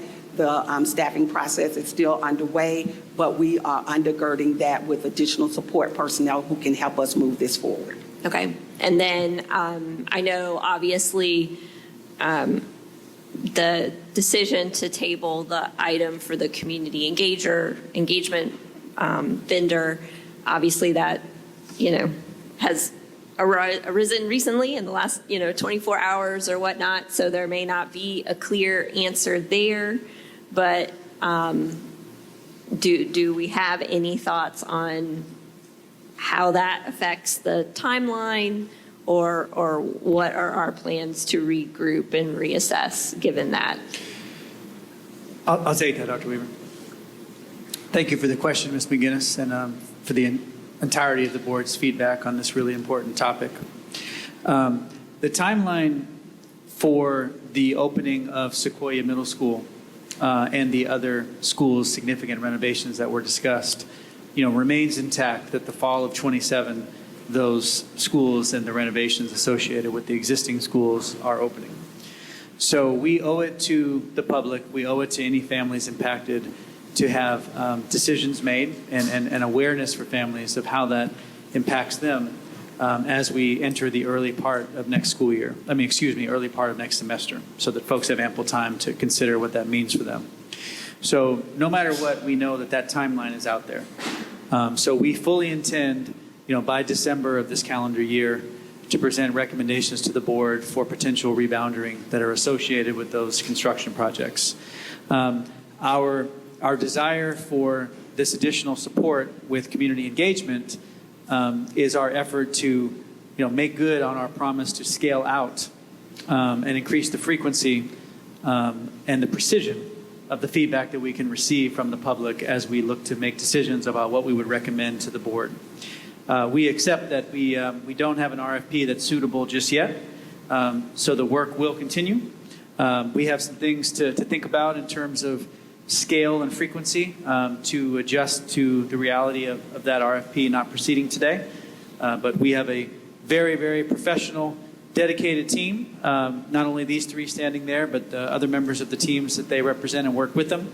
As Dr. Weaver referenced, there are other personnel resources that we can dispatch to this work to increase our internal capacity so that we can still meet the board's expectations and the public needs. This won't derail the work, but we would certainly want to gather a little bit more together internally after today's adjustment to give a more substantive and thorough discussion on what that means for us specifically. But the work will continue. The timeline is unchanged. These buildings are opening. And of course, even if there were no other elements that we needed to work through in terms of the student assignment project work, these construction projects have been underway for years, and decisions would have to be made either way. And so that's how I would respond to that in the moment. Thank you for that. And so I did have a couple other questions. Just so with Sequoia Middle School and the Cross Keys High School addition and modernization, if we did not change boundaries right at this moment, doesn't the existing capacity of those two schools pretty much fill those buildings on day one? The short answer is yes. The existing capacity would be sufficient with the current attendance areas. However, there would still be several long-term questions about Sequoia High School and what the long-term plans for these areas would be. And there would be several inefficiencies that the new construction addresses that would not be able to be addressed without changing attendance areas. And the Sequoia High School, though, is not planned to open until the fall of 2029. Is that correct? The 2029 is the number that is officially there. We're seeing what we can do to move that up in order to make things that transition more smooth. However, until that is confirmed as absolutely possible, we're not saying yes. But 2029 is yes, we're definitely being able to hit that number. That is our target. Well, I imagine we would not do a mid-year change of attendance lines. So even if, say, we could get the building completed by December of 2028, we would not move students in That is exactly until correct. August of 2029 anyway. Correct. That's the main reason why we're not comfortable yet saying it could be sooner, because while the construction may be able to be technically done sooner, moving in the students for creating a new school needs to happen in the fall. Understood. So, Mr. DaCosta referenced earlier about wants and needs and being clear to distinguish between the two. And I think while we want to be able to have the discussion about the Sequoia cluster finalized by next fall, the reality is we just have two elementary schools that are going to have surplus capacity that are going to be available in the fall of 27. The opening of Sequoia Middle School will not create surplus capacity. The addition at Cross Keys High School will not create surplus capacity, and Sequoia High School is not going to be open until 2029. I do have concerns because we have tabled this item for the community engagement vendor, because we have not hired a director to run our student assignment process, and because, in my view, part of the reason we were not successful in this process in the spring is because we rushed it. I want us to think very carefully about continuing with the goal to have December be the deadline for establishing a Sequoia cluster. And that is my feedback. All right, thank you. Ms. Pierce? And thank you very much. Thank you all very much for your reporting. Just a quick question from me. In terms of your community action teams, where we left off in the spring, we had a lot of intense conversations from the opening sessions in the auditoriums down to the individual community areas. You've got a lot of people on who may or may not have been even involved with that or even familiar with it. Now, where in your timeline are you going to do the, this is where we've come from, this is what we've done? And how much time will you spend on that?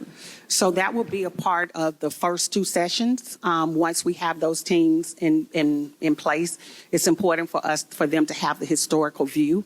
And so it will be a part of the first two sessions before we move into next steps. And so as we have it kind of blocked out now, that is where it will lie. If more time is needed there, we will have the flexibility of giving more time. But before we start the new planning session, if you will, we want to be able to look at what's already taken place. Okay, and thank you very much for that, because what I don't want us to do is rehash what we've been through.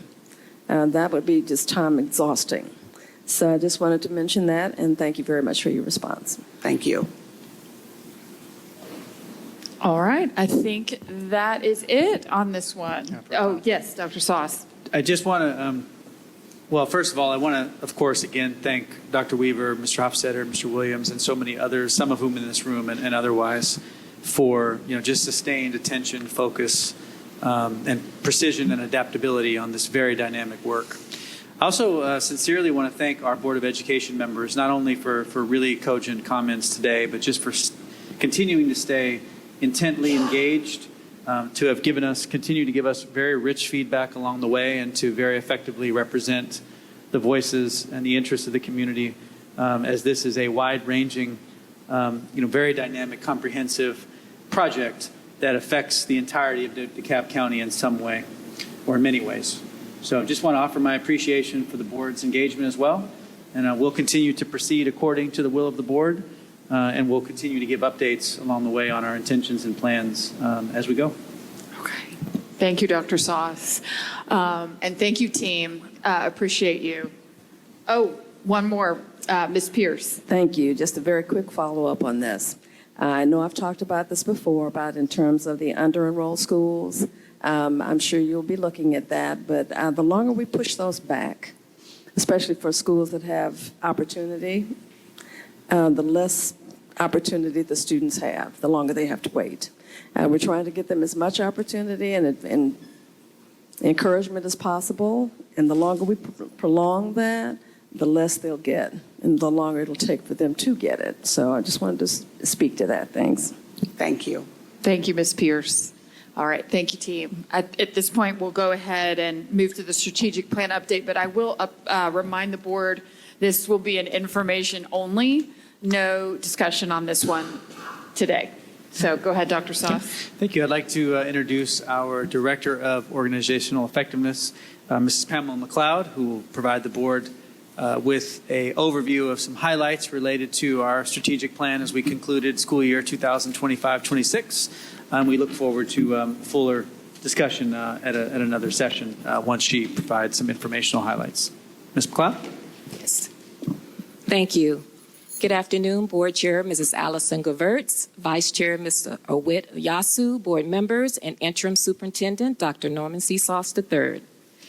Today, I'm pleased to provide an overview of our upcoming third year of implementation of the DeKalb County School District 2024-2029 Strategic Plan. Our 2026 end-of-year report, which highlights our progress, key accomplishments, and measurable outcomes achieved during the 2025-2026 school year, which was the second year of implementation, has been developed as a visual video presentation. The video will be published on our district's YouTube channel, providing stakeholders with an accessible and engaging summary of our progress and impact.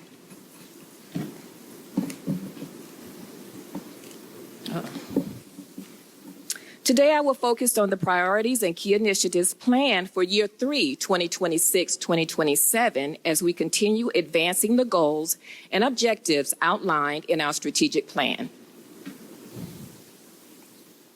I am pleased to share that our strategic plan metrics are available through the district strategic plan dashboard. During this presentation, I will highlight key results and outcomes aligned with our balanced scorecard performance objectives. To promote transparency and stakeholder engagement, the strategic plan balanced scorecard is publicly accessible on the district's website. A link to the dashboard is provided on the slide, allowing stakeholders to explore our performance data and progress toward achieving the goals outlined in the 2024-2029 strategic plan. If anyone would like to take a look at our strategic plan, it is available on our district website. Here's a quick glance at the 6 goal areas that we are working to improve and the performance objectives that we have identified for each goal area.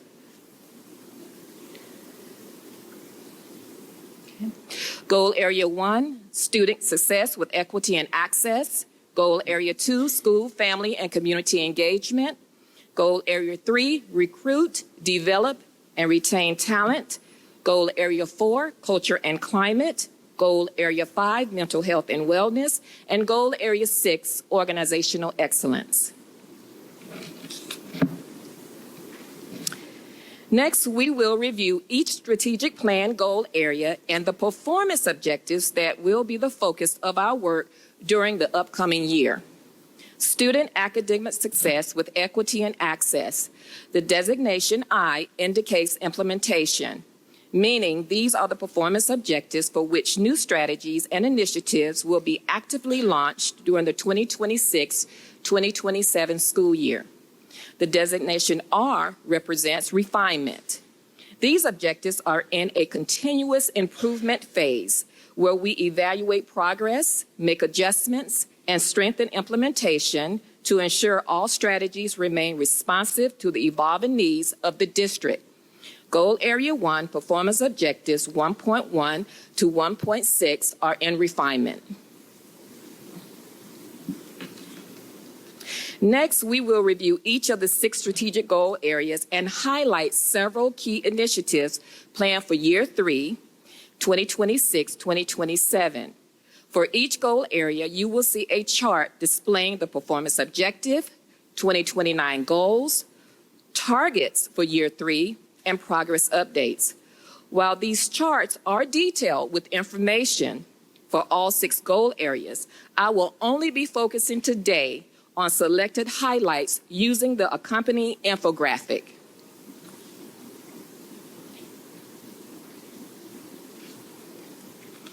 This infographic highlights the key initiatives for Goal Area 1 and performance objectives. Just to highlight a few of the notable priorities that we will be working on for the upcoming year.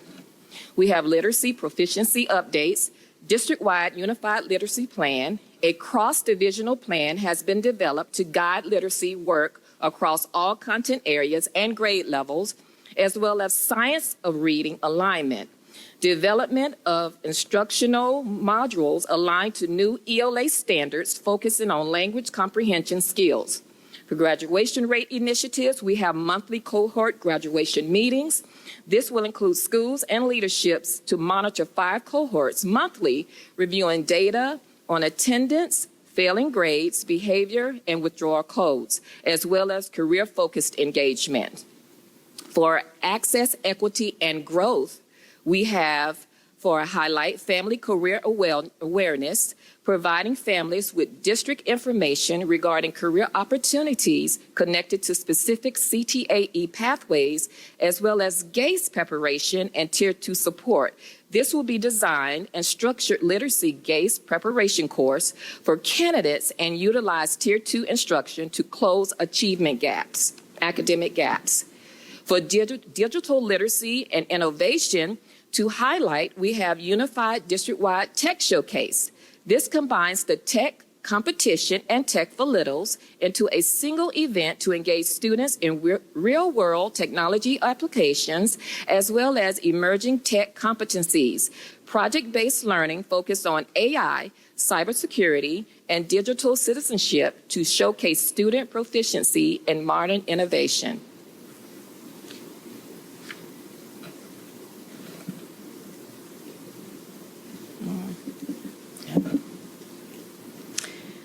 Here's the implementation chart for Goal Area 2, School, Family, and Community Engagement. Performance objectives 2.1 to 2.4 are in refinement. Again, as we move through the charts, which are highly detailed, I will only be providing highlights for performance objectives 2.1 to 2.4 regarding on the infographic.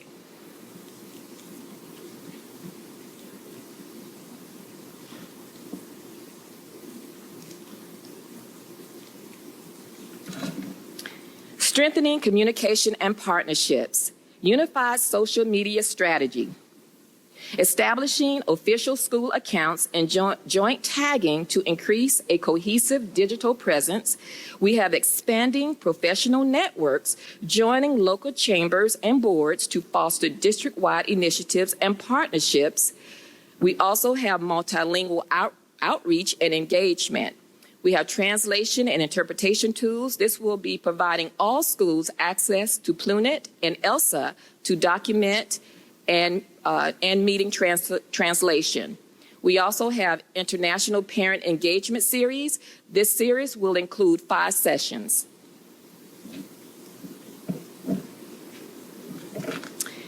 Here we have implementation chart for Goal Area 3, Recruit, Develop, and Retain Talent. You can see that the 2026-2027 year focus will be on refinement for performance objectives 3.1 to 3.4. Again, as we move through the detailed charts for Goal Area 3, Performance Objectives 3.1 to 3.4, I will highlight some of the key initiatives on the infographic.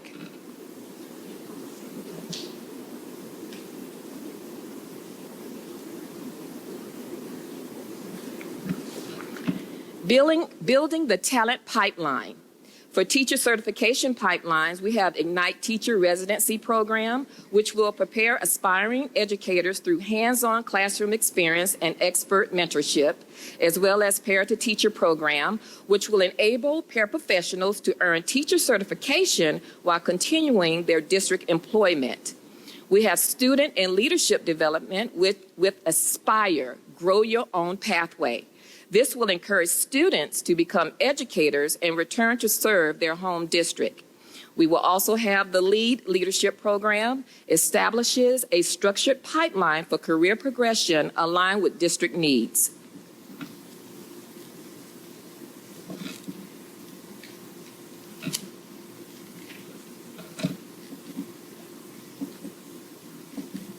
Okay.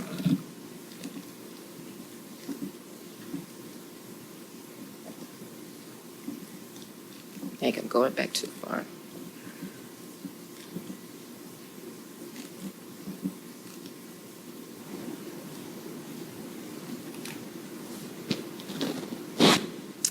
Okay, I think it keeps going. Okay. There we go. I'm sorry, Goal Area 4, my hands are too fast. Goal Area 4, here's the implementation chart for Goal Area 4, Culture and Climate. You see that 2026-2027 year focus will be on refinement for performance objectives 4.1 to 4.4.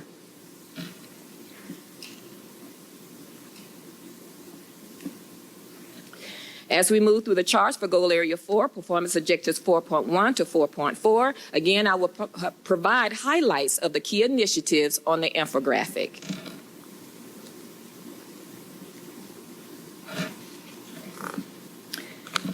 Goal Area 4, Culture and Climate. Some key highlights for Goal Performance Objectives 4.1 through 4.4. We have staff and supportive environments which will include biannual assistant principal training.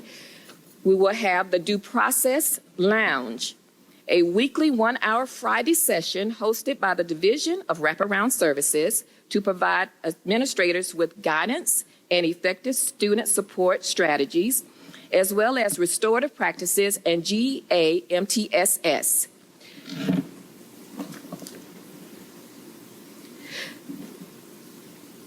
I think I went too fast. The transitioning PBIS to Georgia MTSS, the Positive Behavior Intervention and Supports program is evolving into Georgia multi-tiered systems of support with the state's Whole Child initiatives, as well as improving student attendance. We have targeted interventions and the SAT meetings. Attendance specialists lead school attendance team, which is SAT, meetings and parent attendance roundups to identify and address barriers for chronically absent students. And we will also have everyday labs and incentive programs, implementation of specialized attendance, messaging, and district-wide campaigns, contests to celebrate and promote improved attendance. Also with Goal Area 4, we will have de-escalation and crisis intervention. For FY27, training targets already exceeded. As of June 2026, the district has already surpassed its training goals for the next fiscal year, demonstrating proactive capacity building for school safety. Goal Area 5, Mental Health and Wellness, the implementation chart, the 2026-2027 year focus will be on refinement for performance objectives 5.1 to 5.4. And as we move through the charts for goal area 5, performance objectives 5.1 to 5.4, highlights of key initiatives and priorities will be provided using the accompanying infographic.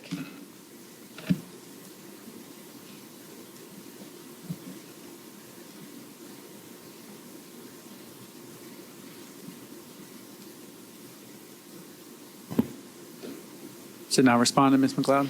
There we go. Here we go. Okay. For goal area 5, mental health and wellness, for expanding student support safe centers, we have scaling to 12 safe centers with new operational centers by 2026-2027 school year. We will also have data-driven wellness monitoring with track utilization, mental health referrals, and interventions. And we will have empowering student ambassadors, training students to provide peer support and reduce mental health stigma across campuses. For strengthening staff and training, we have recognize, respond, and refer training. Deploying specialized mental wellness professional training to schools and support staff departments. We will also have appointing school wellness ambassadors, dedicating a representative at each school to lead peer wellness and self-care efforts.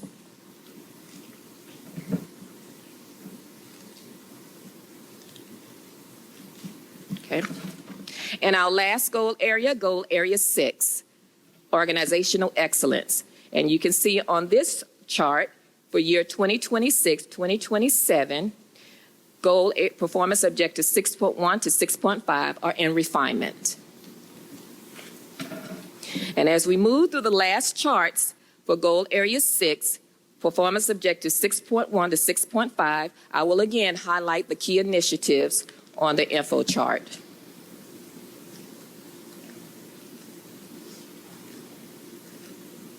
Okay. 100% annual facility assessment rating. Every school undergoes a comprehensive facility assessment annually for a clean, safe environment. We will also have digital learning environment while implementation of an AT&T code managed their network provides a reliable backup preventing outages. We will have the school nutrition 2027, the ABCs of Breakfast Initiative. Upcoming goals include district-wide taste test and introduction of culturally diverse meal options. We will also have the USDA grant and FEA integration, launching USDA fresh fruit and vegetables grant, and rebranding free and reduced meal applications to federal eligibility applications. Transportation services, we have data-driven route optimization, monthly on-time performance reviews, quarterly route reviews, and expanded ops tracking minimize environment delays, as well as safety-first operational practices, safety maintained via biannual student emergency. As well as for financial, we will have a fund balance reserve maintained. For fund balance exceeded 15% throughout FY26 and projected to remain at this level through FY27 through careful budgeting.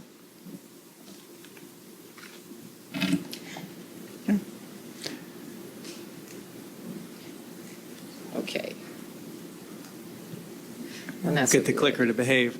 I think that brings us to our last. It brings us to the last slide of the next steps. So for next step, we have updating goals for 2026-2027 as additional data is released for selected performance objectives, refine strategies, and adjust as needed. Goal area sponsors attend strategic plan accountability framework workshop meetings monthly to share progress on implementation.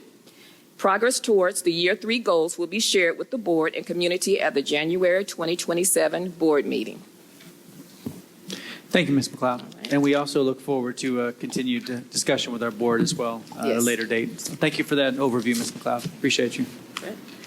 Thank you. And just if I can make one comment again to colleagues, This item is going to be added to the retreat agenda. We did not have that on ahead of time. So we're going to add, Ms. Lloyd, we're going to add this to the retreat agenda.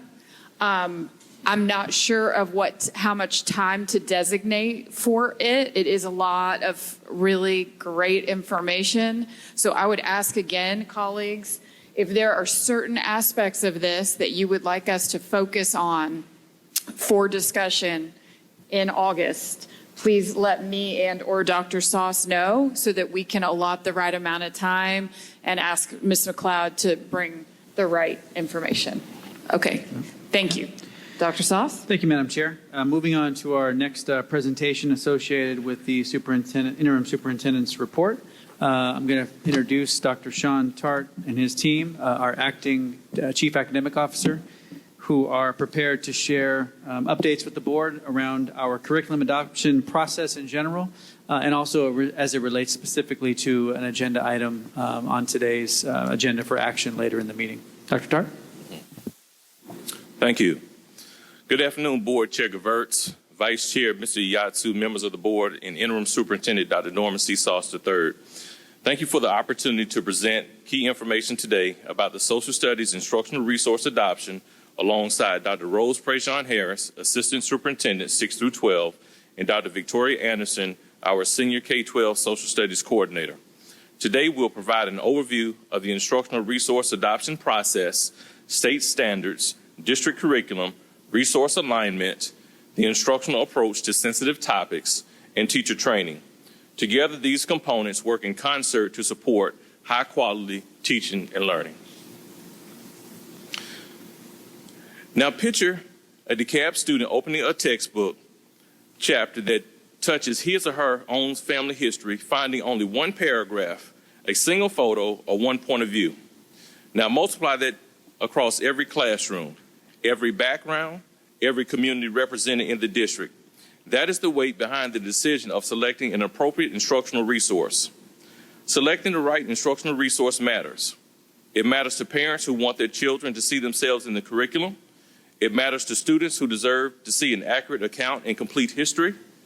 It matters to the board, which is entrusted with approving what goes into classrooms. And it matters to our community, which is watched and engaged in this process closely with us.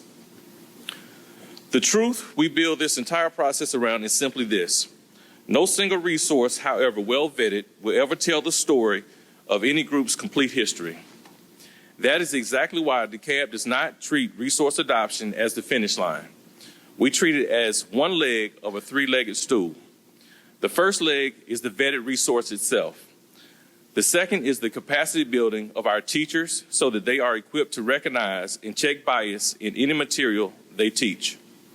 The third is our district-created instructional units, which are zoned tightly to the Georgia state standards and are deliberately built to create a room for academic discourse so students continuously and consistently practice weighing multiple perspectives of the content in front of them. In DeKalb County School District, social studies instruction is designed to be rigorous, inquiry-based, literacy-rich, empowering students to think critically, evaluate evidence, and engage with multiple perspectives. To support this work, every instructional resource is carefully reviewed for standards alignment, instructional quality, and educational value. We are committed to ensuring that complex and sensitive topics are taught with accuracy, balance, and thoughtful consideration while giving students the knowledge and skills they need for informed civic engagement. The resource adoption process typically occurs every 5 to 7 years. DeKalb's last social studies adoption was in 2017, so this adoption completes the content area cycle for adoption. At this time, I'll turn it over to Dr. Rose Prejean Harris, who will give us an update about the curriculum adoption process. Thank you, Dr. Tart. For those less familiar with the mechanics, here's the process at a glance. This adoption follows 6 stages. We identify the needs, we research resources, we evaluate all of our options, we review and gather input, we make a decision, and then we implement and support the adoption process. Each stage brings in more voices, our teachers, our families, and our community, before a recommendation ever reaches the board. I'll walk through this a bit more in detail on the next slide. This process is anchored in board policies DJE, DJEG, and IFA across 5 phases. Our committee formation recruits and trains diverse teacher panels. Our rubric vetting aligns resources to state and national standards and allows the team to narrow the field to 2 finalists. Our vendor audits verifies technical compliance with our current learning management system and confirms that content is evidence-based research. The community feedback allows us for digital and in-person review with public comment and feedback on the top 2 resources. Then final reporting synthesizes it into one recommendation for the superintendent and the board for adoption approval. This is a sound process grounded in best practices, research, and feedback from all stakeholder groups. These same criteria do not exist in isolation. They mirror what our neighboring districts require: standards integration, 2-tiered filtering, public transparency, IT and technical vetting, differentiated support, and board approval all appear in the DEKALB's process in a similar way as they do in our neighboring districts, like Fulton, Atlanta Public Schools, Richmond County, and Griffin-Spalding.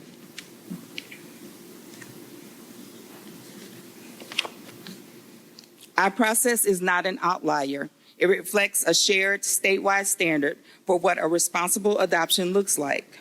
At this time, I'll turn it over to Dr. Anderson, who will walk us through our social studies instructional alignment.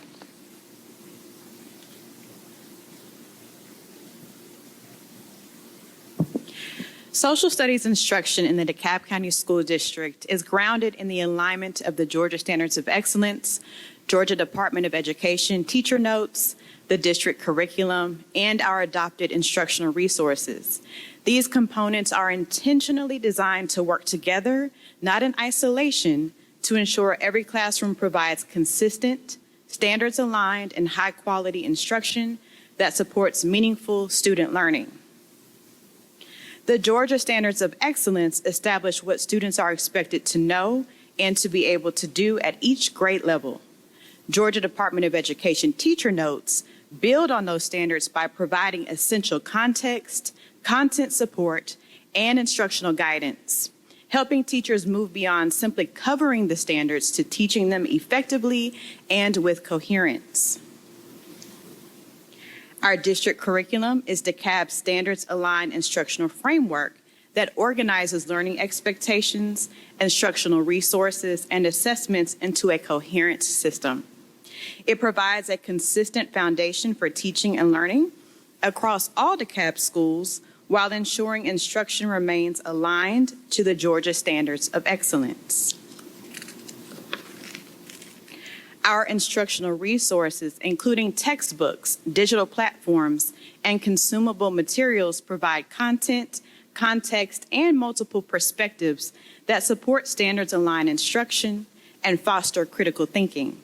While these resources are valuable tools that enhance teaching and learning, they represent just one part of a comprehensive instructional toolbox. Teachers thoughtfully integrate them with the Georgia Standards of Excellence, our district curriculum, and inquiry-based practices to create meaningful learning experiences for all students. The Georgia Standards of Excellence, our DCSD curriculum, and instructional resources work together to provide students with a balanced, high-quality learning experience. The standards establish what students should know and be able to do, while the curriculum and instructional resources support teachers in bringing those standards to life. Together, they equip educators with tools to deliver engaging, standards-aligned instruction that promotes deep understanding and meaningful learning. In DeKalb County School District, sensitive topics are approached with care. Instruction remains age-appropriate, responsive to students' developmental levels, and grounded in respect and inclusion so that every student feels seen, heard, and valued in the classroom. Two components deserve special attention: accurate and balanced, meaning it's presenting factual information through multiple perspectives rather than a single narrative, allowing students to understand the complexity of historical events and issues. Prepared and supported means instruction is aligned to the Georgia Standards of Excellence with the background knowledge, context, vocabulary, and instructional guidance teachers need already embedded into the lesson. This ensures educators enter these conversations with confidence and purpose rather than relying on improvisation. Together, these components create classrooms that are open to learning, where thoughtful discussion, inquiry, and critical thinking are fostered through swirl. The ultimate goal is to provide students who think critically, engage with empathy, evaluate evidence, and grow into informed, compassionate, and responsible citizens. This training pipeline brings these priorities into every classroom from grades kindergarten to 12.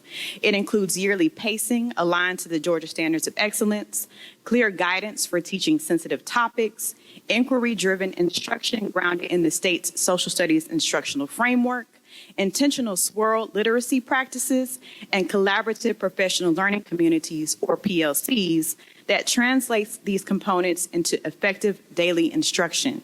With that, I will turn it back over to Dr. Tart to close our presentation.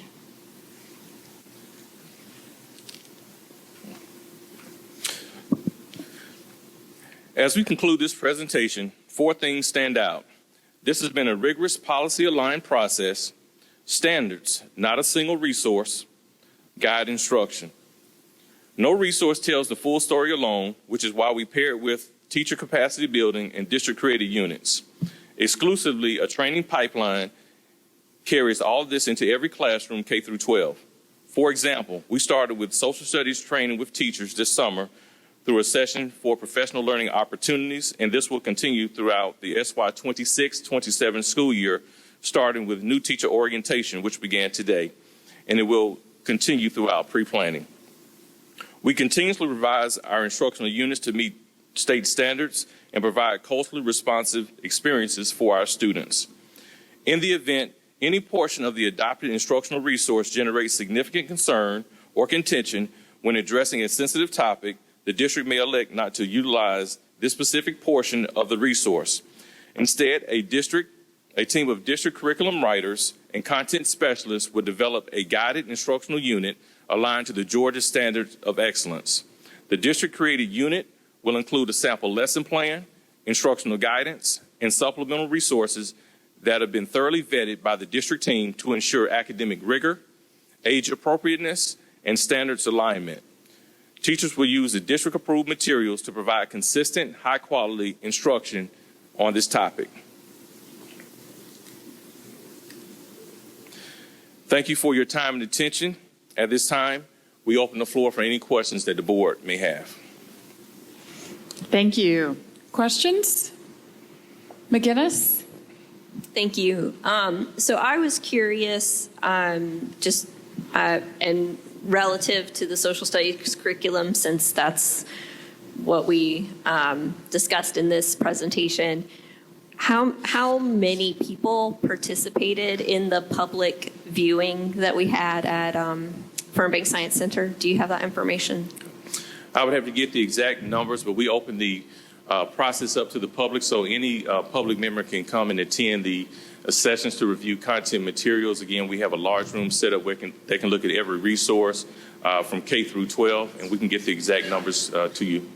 Okay. Yeah, I would be curious to see that, especially, it seems like this time around, obviously, we were getting some feedback kind of late in the process, and I don't know if those individuals knew about the earlier period for review of the materials. I will say that, when I noticed that Fernbank Science Center was the location we selected, that's not particularly a central location within the district. I mean, it's kind of north-south centralized, but it's not east-west central. So I'm curious, because obviously we are always adopting new curriculum. This is something that we, will be doing again in the future for different subject areas. Has there been any thought given to either a different location or just having multiple viewing locations instead of just one? Yes, we can certainly look at adding additional locations, and I'll invite Dr. Rose Prejean Harris up to give some additional context in terms of setup. But again, we can look at multiple opportunities across the district. That way we can have a centralized process where teachers from all across can come. But again, we make sure that we publicize the offerings so that teachers can come at their leisure to review instructional materials. Yes, just a kind of a quick overview of this particular adoption. We had 2 adoptions going on at the same time. We had well over 50 plus community members. The specific community members that you were referencing did actually get to see the materials, which is what brought up the concern. And we picked the Firm Bank this particular time because of the extended hours and the financial responsibility of making sure that we had enough resources in terms of security, openness of buildings, in order for the public to have an extended viewing time for instructional resources. So we strategically picked it this time in order to have the extended hours available for the community. And all of our other buildings were kind of busy at that particular point in time.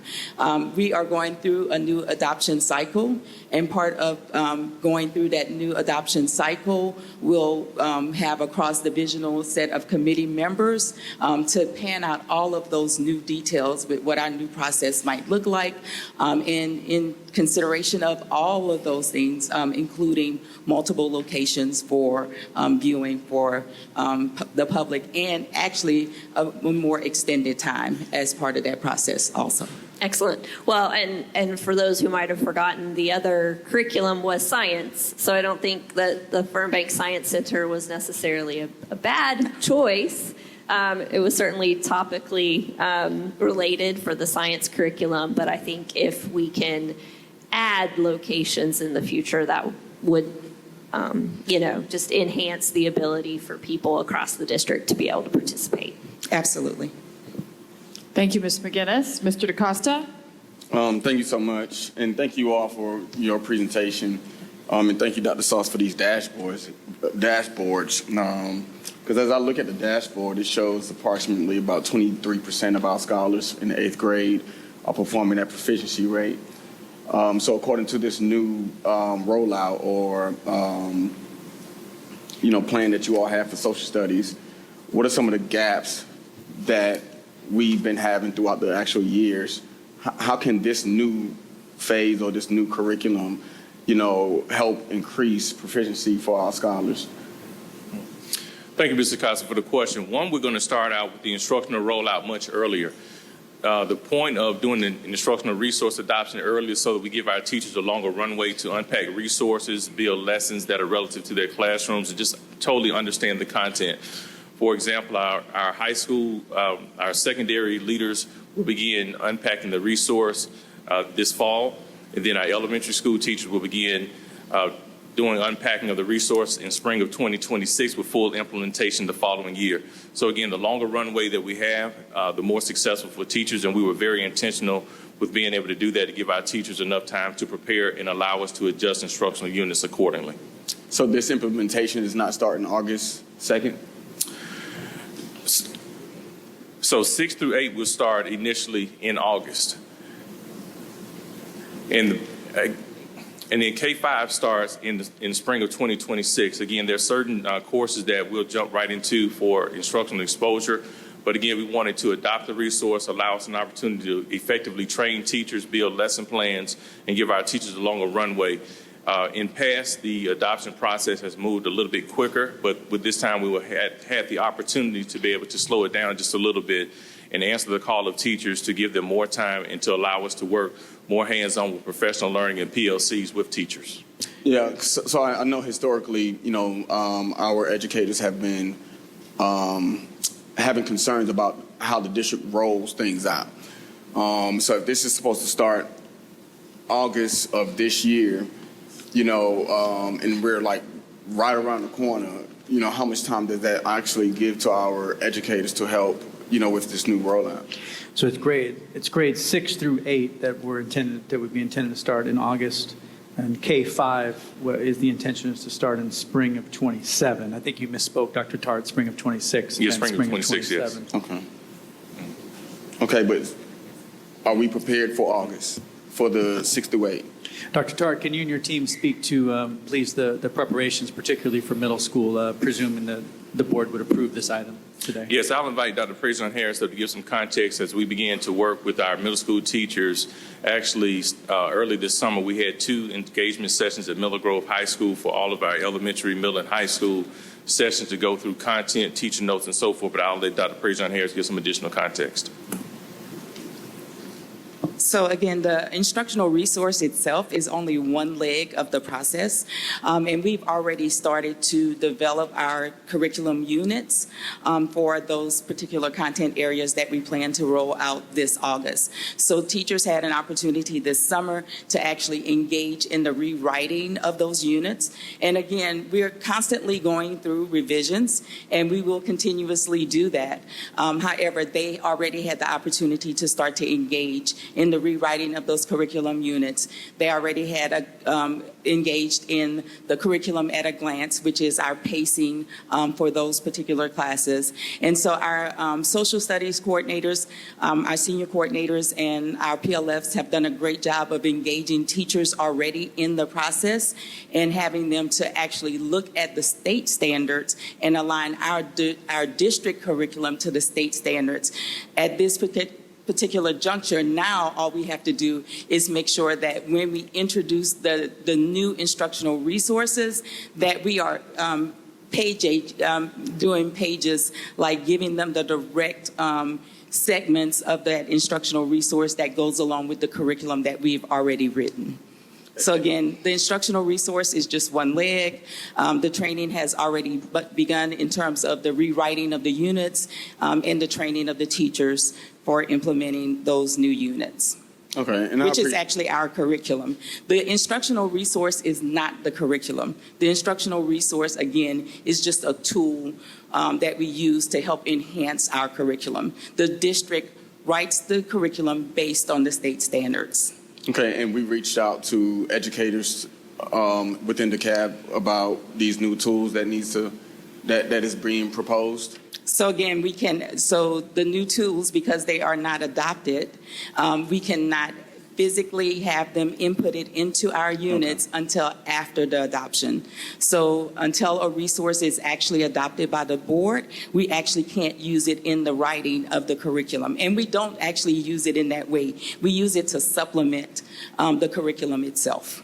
And I appreciate that. So, I know that, most folks focus on literacy, math, social studies might not be up there, but looking at these numbers, it should be up there. So what are we doing differently for those schools that are low performing in this area as far as resources, that is not, already been given to them, in training these teachers? I know we hear training and resources a lot, and I know this question is, of course, day to day, but are we comprehending what we're rolling out for our teachers and educators to be able to, spit it back out to our scholars to help increase these numbers? So again, I would like to, I'll let her stand, but we have a new social studies coordinator, Dr. Jamaica Fields Road, that is now working alongside Dr. Victoria Anderson, and we're very much aware of the data that is driving the work. And so one of the things that we do specifically is to look at that data and then to make sure that we are filling in any instructional gaps that we see. And part of the work that we're doing in terms of training teachers is actually to fill in those instructional gaps using the data. So we know where the gaps are, and we're working to refine units, give capacity building, professional learning to make sure that those gaps are filled. Okay, I appreciate it. Thank you. All right, thank you, Mr. DaCosta. Mr. Ziffer? Just a real couple quick questions. I say this over and over again, but our job is to teach kids how to think, not what to think. Lots of head nods. And I'm a firm believer in that.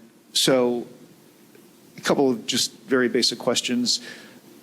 There's a mention about teacher's notes or additional supplemental material. How do you manage the supplemental material that you give teachers? So Georgia Teacher Notes gives additional information in terms of historical perspective on different events to allow teachers the opportunity to expand teaching and content throughout the classroom. Although Georgia Teacher Notes gives expansive information, it does not necessarily mean that a teacher would cover all points and tenets of it. The standards drive what is being taught within the lesson. For example, the verbs that are within the standard, if it asks you to interpret something, introduce or explain or examine, that determines the depth. But again, in terms of supplementing a teacher, an individual teacher can submit additional information and resources to our district social studies team for vetting, given the fact that it meets Georgia state standards and that there are no biases that are interpreted within their instructional resources. But I'll let Dr. Anderson clarify just a little bit further in regards to teacher notes. Thank you for the question. So Teacher Notes is very comprehensive, and it's a tool specifically for the teachers to use that gives them the content and context and allows them to see multiple perspectives. So they're not necessarily teaching all that they see in Teacher Notes, but it's used to give them more perspective when they do teach it in the classroom and more context. It is explicitly stated in Teacher Notes what students are expected to know and to be able to do based on the standard that is within Teacher Notes. But we do expect for the teachers, and we do explain to them that it's just a guide for them, an additional guide in addition to our curriculum. And there's a Dekalb, there's a Georgia DOE version of that, and then there's a Dekalb version of those teachers' notes too, is what you're saying. So that's a great question. There is not a Dekalb version of the Teacher Notes. There's only a Georgia DOE version of the Teacher Notes, and that Teacher Notes helps to guide our instruction. But then how do you put a Dekalb layer on top of that? Right. So then we embed that within our curriculum. How do you embed that within your curriculum? So the way our curriculum is written is based on Teacher Notes and the standards. So if you go to Teacher Notes, it'll have the standard listed at the top. It'll have each standard. Below the standard, it'll have a description of what the standard is asking the students to do, as well as just a lot of context and a comprehensive overview of what the historical event or topic is. And so we bring that into the curriculum based on what the standard expects them to do, though. So all of our tasks are aligned to what the standards say, but then the Teacher Notes also lift that up for us as well. So they give us some context of what we want the teachers to teach, even though we don't want them to teach the entire comprehensive text of Teacher Notes. So if, for example, let's just say the curriculum, there's some sensitive, controversial topic covered incorrectly, or not completely or incorrectly, then you have an ability to say, hey, just note this when you're teaching this section in something that the teacher knows is highly important. Absolutely. So we can give the directive to the teachers to say, listen, this is really critically important that you teach in this way or not teach in this way. Okay, and this probably, this is kind of a side note question, but then how do you, and Mr. Tart, I forgot who said something about this, how do you keep politics and bias and religion, like other states and counties are talking about teaching parts of putting the Bible, to study the Bible in their curriculum and teaching about the politics they want to teach in their curriculum. How do you keep politics and religion and bias out of the curriculum? That's an awesome question. So one of the things that Jamaica and Dr. Fields and I are doing in our teacher training is ensuring that our teachers know that we're only teaching the standards, right? So there are so many historical perspectives and we can all go down a rabbit hole, but we want our teachers to only focus on what the standards are requiring. So that is to analyze an event, explain an event within certain parameters. That's where our teachers have to stay. In addition, we want to make sure that the teachers know there is no bias that needs to be inserted from them. So that means to watch their tone, watch their body language, watch what they want to include and not include that. Only include the primary sources that are required by the state. And even with that, we have a vetting system that we want them to use to make sure that that's appropriate for their community. So when a teacher oversteps and starts teaching about radical environmentalism or radical something and they overstep, how do you manage that? So that's something that Dr. Fields Rhodes and I, as well as Dr. Tart and Dr. Rose Prejean Harris, will have to do is ensure that the administrators know here is the curriculum. And when we get outside of the curriculum, just like we would any other classroom that we visit and they're not teaching the curriculum, we'd have to have a discussion with that teacher and maybe have some redirection done. But up front, our teachers will know what the expectation is and how to align instruction to the standards, to the curriculum, and to the teacher notes within reason. But so, Dr. Sauce, I guess this is all like built inside your procedures of a parent. Say, hey, my kid came home one day and told me this. And then, so you have a process to deal with that already. So, yeah, I'll speak to that. First, thank you for the insightful questions, our entire board, on this topic and others, including what you've offered, Mr. Ziffer. To begin with, I would offer that as a former high school history teacher, and I remain a certified social studies teacher in the state of Georgia. They're hiring social studies teachers in the DeKalb County District if you're interested. Duly noted. This is a matter of significant importance to me professionally and personally. So I appreciate the sensitivity around, as you teach social studies, the various disciplines within social studies, that there is opportunity for biases and personal preferences and perspectives to come into the classroom instruction. I mean, that chance exists. We understand that. As the team has referenced, not only with social studies, but with every academic discipline that are taught in a Georgia public school, the Georgia standards of excellence govern, the content that is to be taught. And so whether it's a science class, a social studies class, or otherwise, if a teacher is going outside of the standards and outside of the materials that have been approved by the district, you begin with, is there an issue of training? Is there an issue of awareness? And how do we best support, that educator to come into fuller understanding of what's expected and how to align their lessons? Once you get past that, if folks are just flat out, refusing or ignoring the training, the support that they've been given, well, then you get into some other conversations that are of a personnel nature. But we like to assume that our teachers want to provide standards-based instruction, do so, and lean in and utilize on the training and the materials and resources that they receive. And if someone were to step out of that willfully for any reason, then we would have to address that in a personnel way. All right, thank you. I'm glad that process exists, and thank you for all your hard work on the social studies curriculum. Yeah, thank you so much. I also would like to lift the fact that in every school, elementary, middle, and high school, we have PLCs that include collaborative planning with teachers and administrators and coaches, unpack content at least 1 week to 2 weeks prior to implementation. So that gives administrators an opportunity to see where teachers are going in terms of instruction, look at resources that they want to embed to be in line with this process that Dr. Saw solidified. So thank you. All right, thank you. I've got Pierce, then Hogan, then Iyasu. Go ahead, Ms. Pierce. All right, thank you very much. Just a quick question. Now, you've talked about how the teachers have to handle a certain presentation, that type of thing. What do you do with the students? What kind of response do they give the students if I'm a student who wants to know? And being in a school setting, I'm feeling as if this is the avenue where I should be able to find out. How do you handle that type of thing? By virtue of instruction, we have something called academic discourse, where we allow multiple opinions, where students in classrooms come from different backgrounds and nationalities. So again, we encourage different conversation within the classroom just to make sure that it's one appropriate and it is grounded in the standards. As students will sometimes make comments that may or may not be appropriate, it's upon the teacher to kind of redirect and guide that discussion. But again, we encourage multiple perspectives because again, that speaks to our portrait of a graduate skills, making sure that our students are globally engaged. So again, just making sure that we redirect them in that manner, but to still allow them the opportunity to be able to ask questions. And then we can also provide additional resources for that student beyond the classroom or in small group and or centers.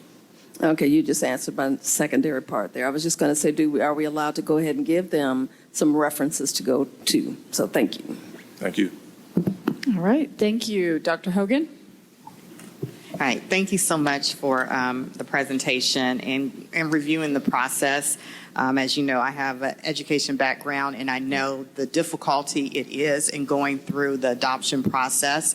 And like you stated, for most school districts, and since I've been in education, there has always been a process in place. So I know the work and how time-consuming it takes for you to get to this point, to bring the adoption before the board, where I think it probably took you months, Yes. probably, to get to this point for you to have selected the vendor that you wanted for the books. And so I thank you for that information, and I recognize the work that you have done to get us to this point. So thank you for that. Thank you for explaining to us exactly how you address sensitive situations within the curriculum. And I think that's all I have to say, but thank you for your work. Thank you, Dr. Hogan. Thank you. All right, Mr. Iyasu. Thank you as well. I want to express same sentiments as my colleagues. My question relates, for me, I think this is the first time I haven't had a chance to listen to the whole process as we didn't have the adoption last year. So it definitely was educational, and I've learned a lot. So for me, I would ask Dr. Sauce and your whole team in terms of the adoption process, what efforts are being made? As you said it earlier, we are extremely diverse in terms of our population, and we certainly cannot make everybody's wishes, come into fruition in terms of representing everybody in terms of historical context. But what efforts are you doing to make sure that the communities actually know the process, especially in our diverse language, where a lot of people don't even understand English as much as many people who are native born, and so many groups could have strong financial resources and expertise that they can bring to the committees, while a lot of our minority and refugee communities don't have that resource and don't have that understanding of that they actually have rights, and what are you doing to include them in terms of language access, but also educating them the whole process, because I myself was not well aware of the process, even though I'm serving on the board and I've been elected before to a municipal office. So I think we have a lot of work to do in terms of educating our community, because I just don't want to say 100% sure, but I'm very sure that a lot of our communities were not represented in this rollouts and the review process. So we definitely need to do more.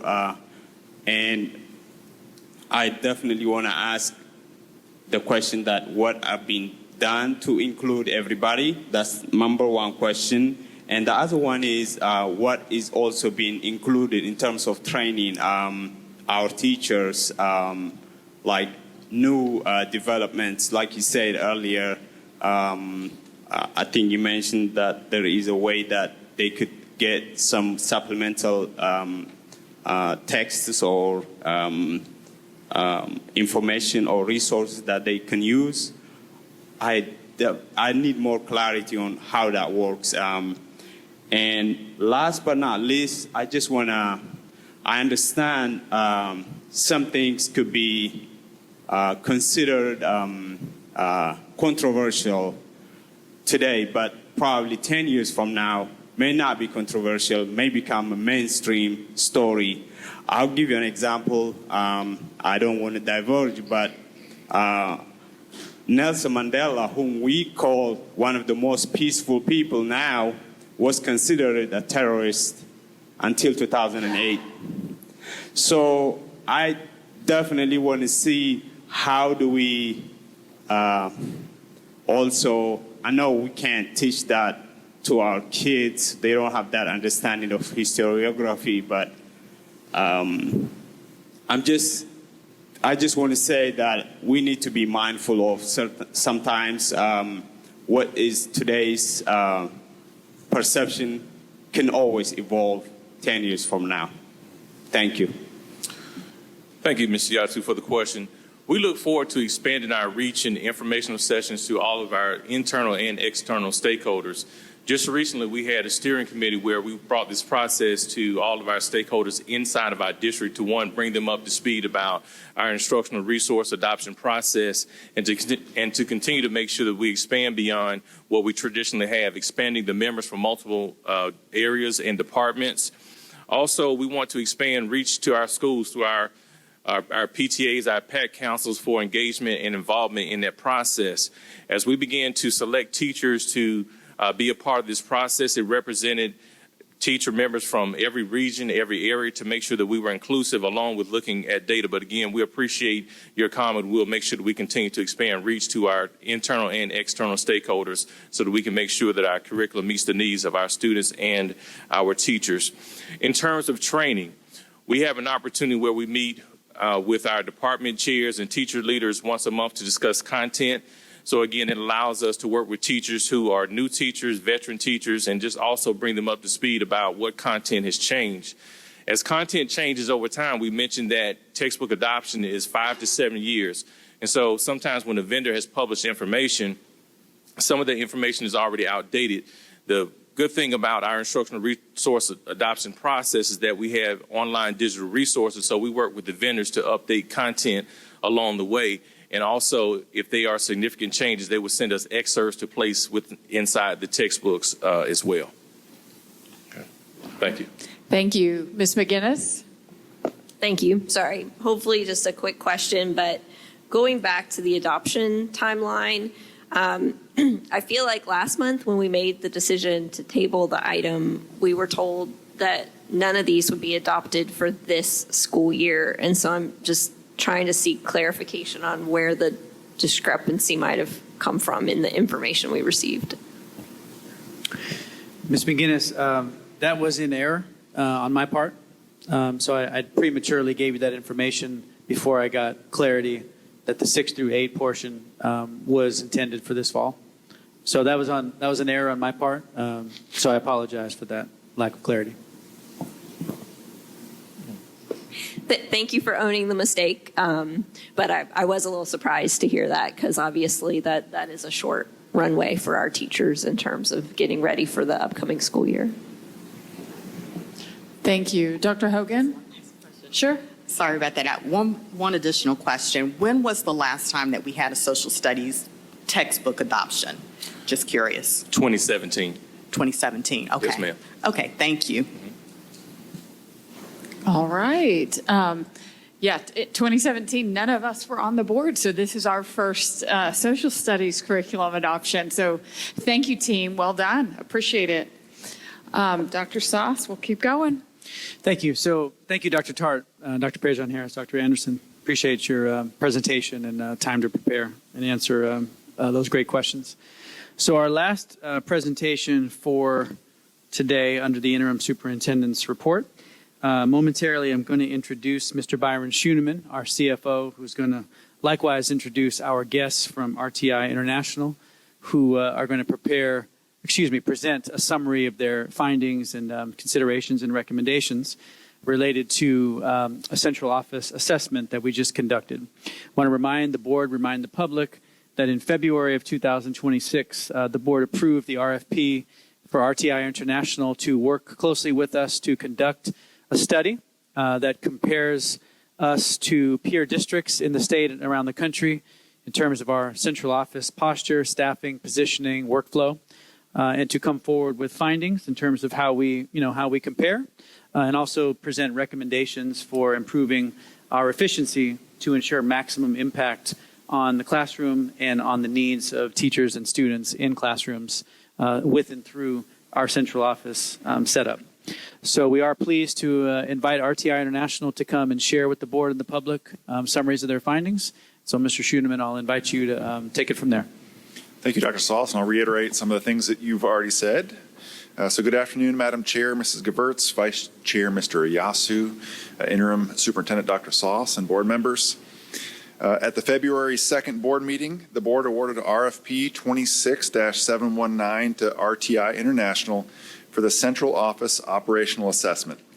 The purpose of this assessment was to take a thoughtful and objective look at how the district's central office is organized and how it can best support schools, students, staff, families, and school leaders.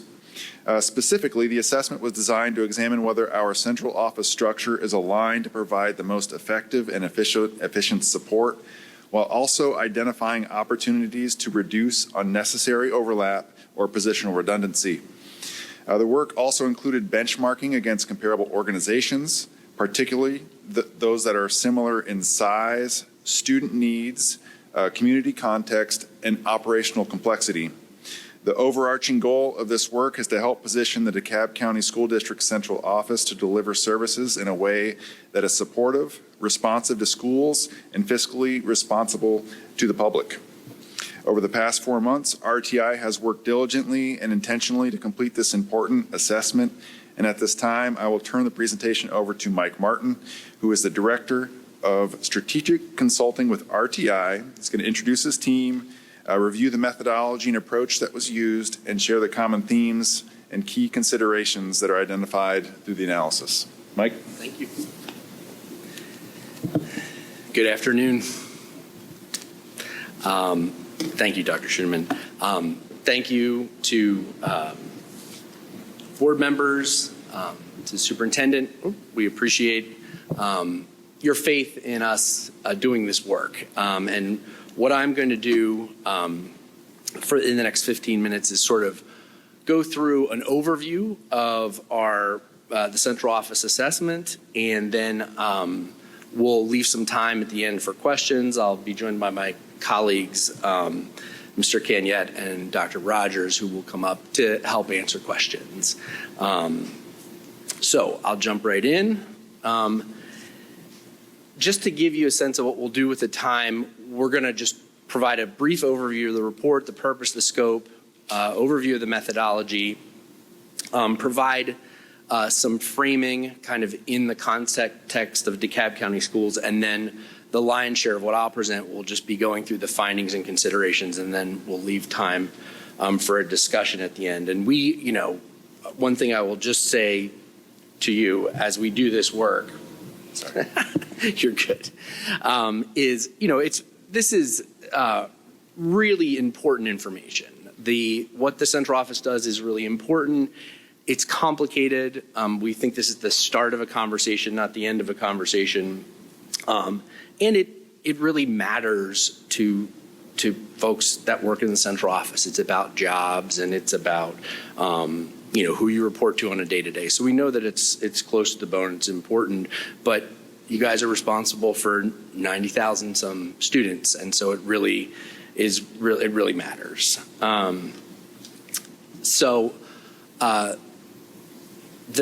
Just to kind of give you guys a framing of the report, I think we started with, wanting to ensure that students learn and schools have the resources and assistance they need.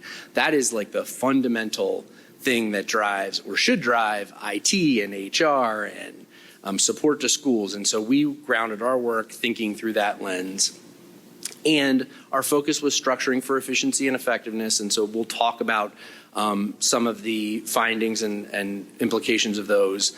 Aligning support to priorities and needs of schools.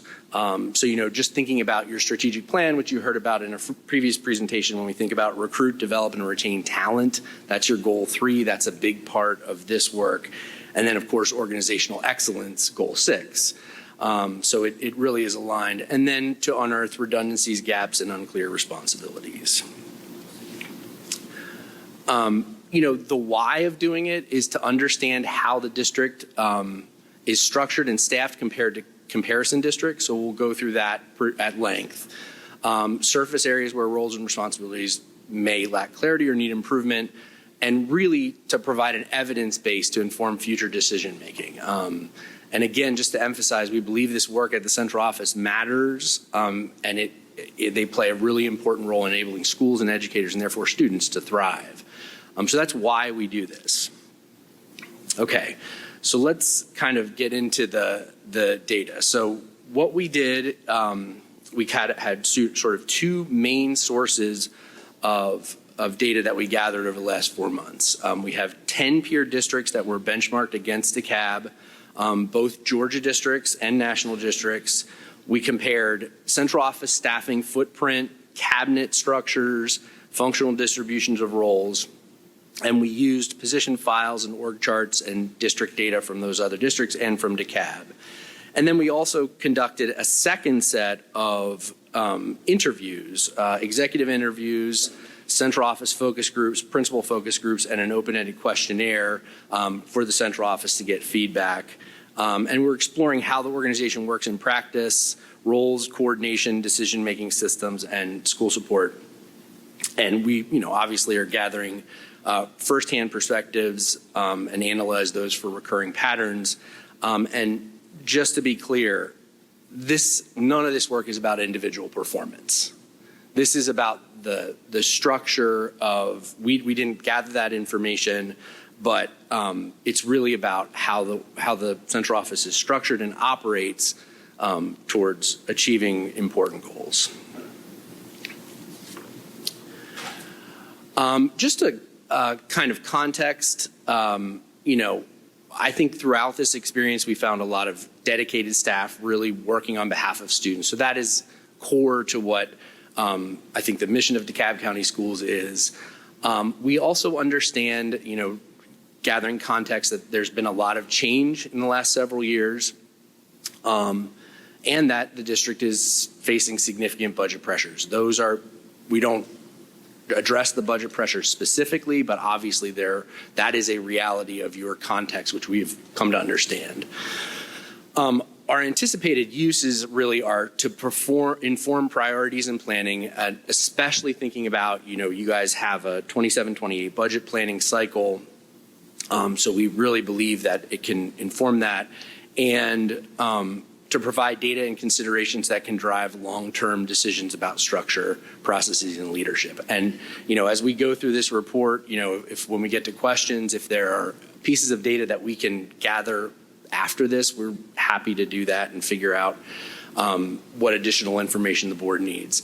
And I just want to emphasize, we really want this data to be one amongst many pieces of data that you consider. There's so much to consider when you run a district this size. So I say that with all humility, that we don't understand the full district history. There's variations in outsourced services that we didn't take into account. And of course, there's informal leadership and that kind of thing. So we think there's a lot of really important information in here, but we think of it as one of many. Okay? So let's jump into the comparative analysis. So this is the benchmark districts that we chose.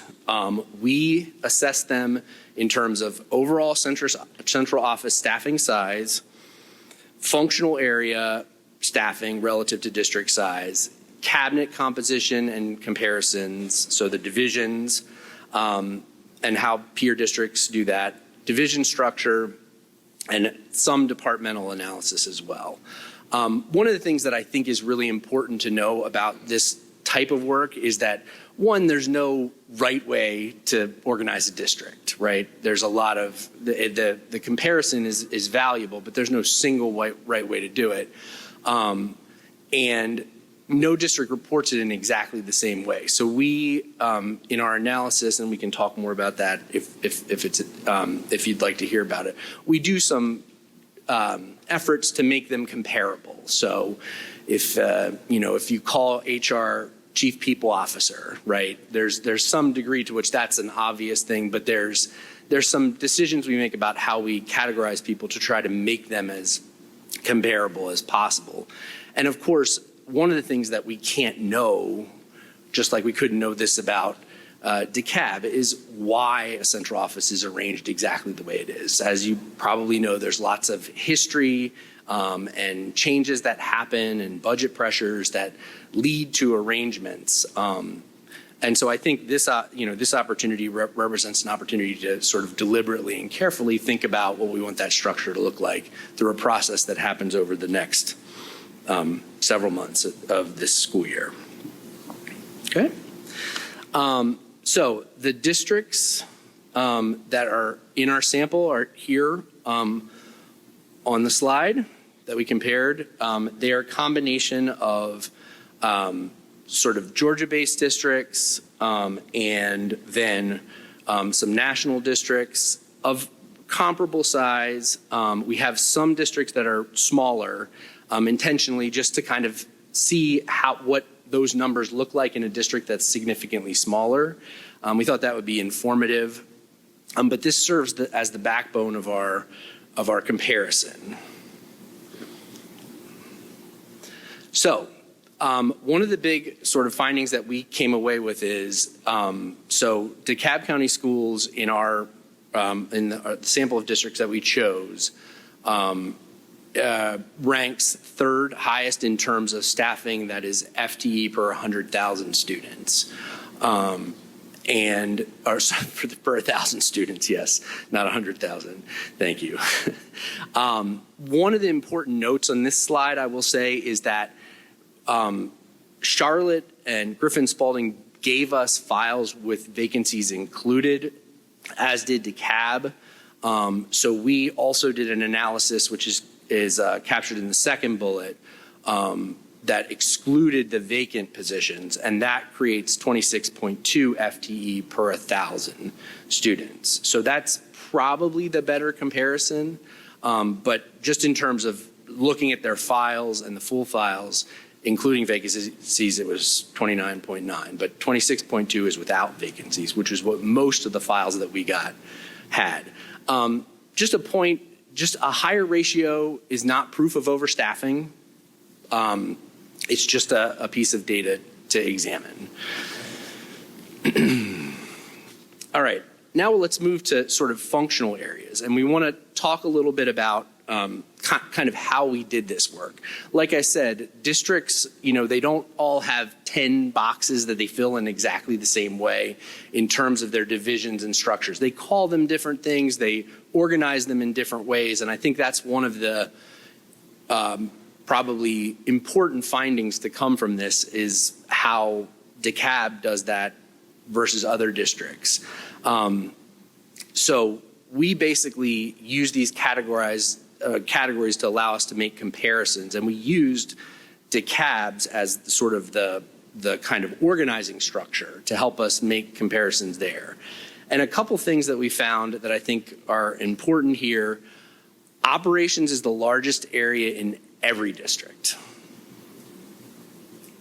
That is, the functions like transportation and those sort of things, they take up huge FTE, and that is true in DeKalb as well. DeKalb is the highest in terms of our sample in terms of FTE within operations. One of the things that we want you to consider as well is that may in part be driven by, one of the presentations earlier this morning talked about schools, and one of the things that is true in DeKalb, and I believe it's on page 12 of the report, is that on average you have smaller school sizes. And so therefore, because of that, you sort of lack economies of scale in some ways. And so it's important to understand that, yes, that is that figure is the highest in the group, and it appears, especially as compared to Georgia districts. We really only compared them to Georgia districts because then the other things were held the same, that on average, DeKalb has smaller schools. A second big functional area sort of point we want to make is school leadership and principal supervision, schools and leaders, as you call it here, does fit farthest above peers at 1.93 FTE per 1,000. So that is the largest in the group. And, I want to mention here that is, again, all of this data is just rich data to make decision making, because behind that 1.93 is a lot of people working very much on behalf of schools and with schools and districts closely. That we heard that feedback as well. So it is a question of sort of strategies and priorities. That said, there's more of an investment of staff really close to schools in the area structure.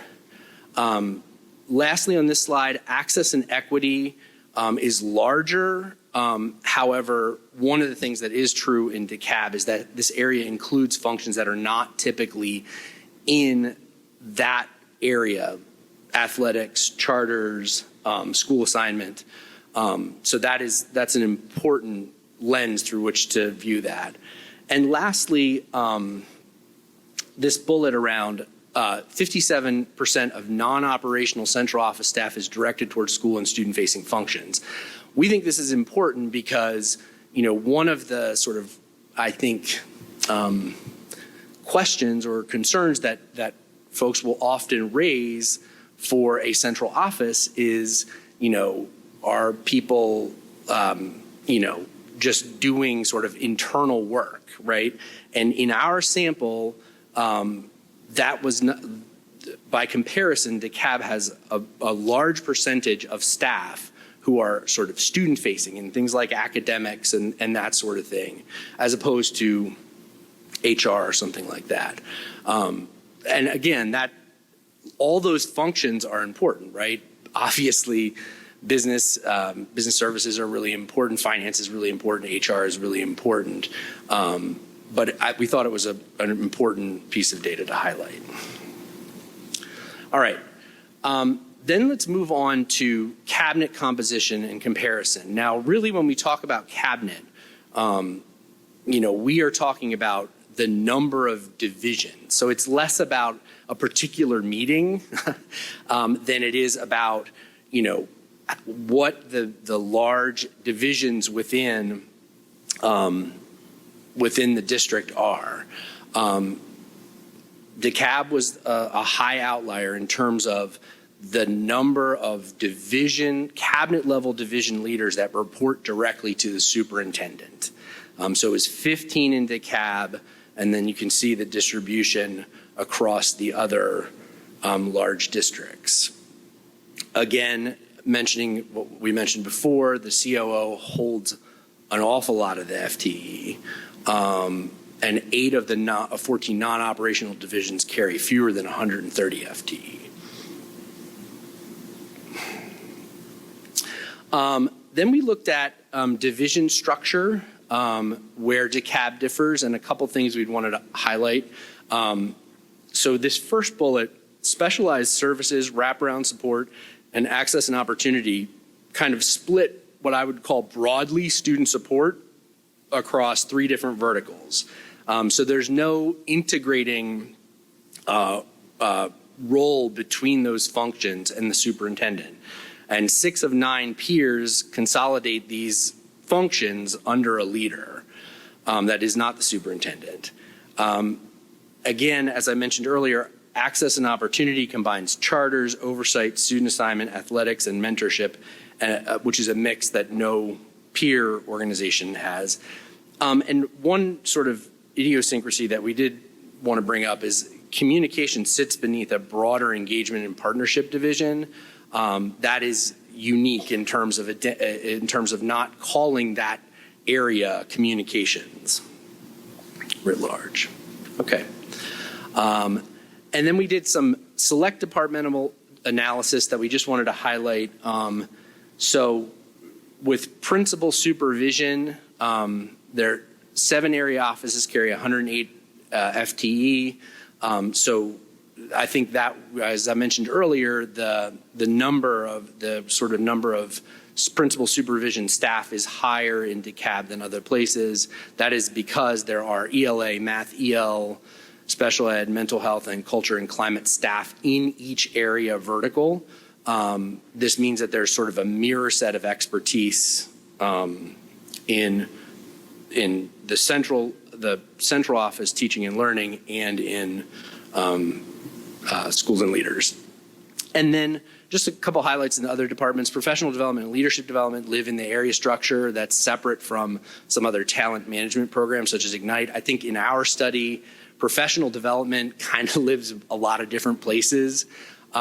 So there's no one sort of answer to that. And of course, there's an awful lot of staff that do some variety of professional development. So just because you're in a department that's called professional development does not mean you're the only person that does professional development. Early learning carries 6 FTE. It is one of the largest pre-K programs. Special education is 136 FTE. If you look at the national comparison districts, that's smaller. It's slightly larger than comparable other Georgia districts. And the information technology carries 280 FTE, a big portion of that being IT support. Okay. All right. Now, before we kind of turn it over to ask questions, we wanted to kind of, for the board, consolidate into 9 considerations. So we highlighted some of the data in these slides, in these initial slides, but I'm going to go through fairly quickly 9 considerations that we have sort of put together. In each of the considerations, we sort of titled them, and then we identified what we think are options for actions. We do not expect that the board would choose to take all of these actions, or the superintendent. We only offer them because we feel like they come from the comparative analysis that we did and the staff engagement, which I haven't spent a lot of time on here, but the considerations 5 through 9 really reflect those. So I'll walk through these. And I think one of the things that we just feel very, I think, secure in is that doing this work is best accomplished through deliberation. I think we have a really good start in terms of an evidence base, but we also know that this is hard work to think about. And just focus on students. So let me quickly run through the considerations, and then we'd love to take questions. So the first consideration, I think, is really just about cabinet structure and coordination. So it's thinking about, this is really, some of these you'll see will overlap. This is really about divisions and how they are organized. And so one of the options is sort of creating an integrating executive or a deputy superintendent. So some of the comparison districts will do things like combine. Right now, you have teaching and learning, schools and leaders, and then you have student support, both in student services and in wraparound. And one of the ideas about bringing sort of cohesion and could be creating sort of an integrating executive role. That would not be the superintendent making decisions across all of those. Secondly, and related, you can consolidate into fewer, broader cabinets, cabinet portfolios. So one of the ones on the next consideration we'll talk about is wraparound student support, which seem to have an awful lot. They are an awful lot in common and are often grouped together in other districts.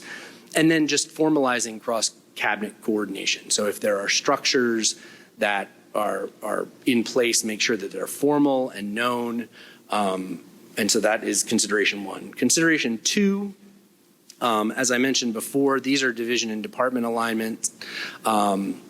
We see the student support function, student services and wraparound could be combined under a single leader, and that would lead to those functions maybe communicating as one voice, and again thinking about the span of control of the superintendent. It would provide, it would limit that. Redistributing access and opportunity portfolio. I mean, like I have to say, having witnessed the work that you're all doing around school assignment, that is not at all to say that that work isn't deeply important. It lives there now, but I think there is a question about whether there's coherence within that area. And again, I know, having looked at your strategic plan, I think access and opportunity, the concept and the sort of what you are pursuing is clearly front and center in what you are prioritizing. So that needs to be said as well. Focus on communication function and community engagement. It's just, this may be a naming convention more than anything, but having communication sit in something entitled community engagement and innovative partnership, it is unique. So there is an opportunity to think about that function. The other thing that sits in community engagement and innovative partnerships is grants, which is atypical. And then lastly, I think consider consolidating potentially similar roles. So I think just looking very much across the entire portfolio, there are definitely functions that live in different areas that seem very similar, that their Venn diagrams would overlap. Not that they're exactly the same at all. And that bullet is one that needs to be taken, with very much care and really by the leadership of this district. Consideration 3, I'll just move pretty quickly. So one of the things I think to consider is the coordination between the area offices and central departments. That was definitely a theme that came out in our community or in our staff engagement, is just thinking about how we coordinate that. These are 3 different sort of options. I think one would be to shift some reporting lines from embedded coordinators into areas to central departments. I don't know that that makes sense to do that in every case, but it is certainly, it is one that needs to be balanced about, putting them very close to the school in the area versus the strength that comes from having them more centralized is that you potentially have better opportunity for alignment and coordination. So that's a big issue. And then just refining those district-wide structures and standardizing area offices structures and expectations. So ensuring that across the areas that schools get the same support. Sorry. Just a few other ones, and I'll end quickly with the other considerations, and then we would love to take questions. Professional learning and talent development, I think, kind of lives in different places. I think having it live specifically in schools and leaders is unique, but just sort of thinking about that continuum under a single cabinet member makes sense to us. And there are certain talent development things that live in HR that could potentially be aligned. And then the last set of considerations, which I'll move through quickly, are really less about structure. And I do want to say that I feel like what we were charged with doing was really think about comparison in terms of structure, which is what we have done. And we also know that the way the office works together, regardless of how they're structured, the coherence and the alignment and the communication, regardless of how it's structured, is going to be a really, really important part of any effectiveness. And we include a section that has some of the research around sort of central offices, which is not, with something this complicated, the tools of science don't always tell you exactly what it should be, but there's some synopsized best practices.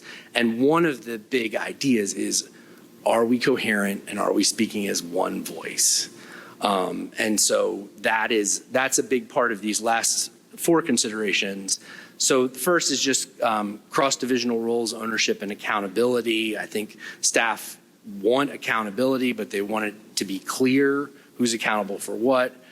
So some of the steps we suggest are mapping ownership, developing a central office navigation resource for schools and principals. That's definitely something we heard from principals is, there's so many complex problems and things that come up with when serving students that sometimes you don't know who to go to. So that would be one of our potential options. And then just defining ownership at the outset of cross-divisional initiatives. Consideration 6 is really about durable structures for cross-divisional collaboration, standing cross-divisional structures, adopting early involvement protocols for shared decisions, and refining districts' coordinated communication models for schools. So similar to the bullet on the last consideration.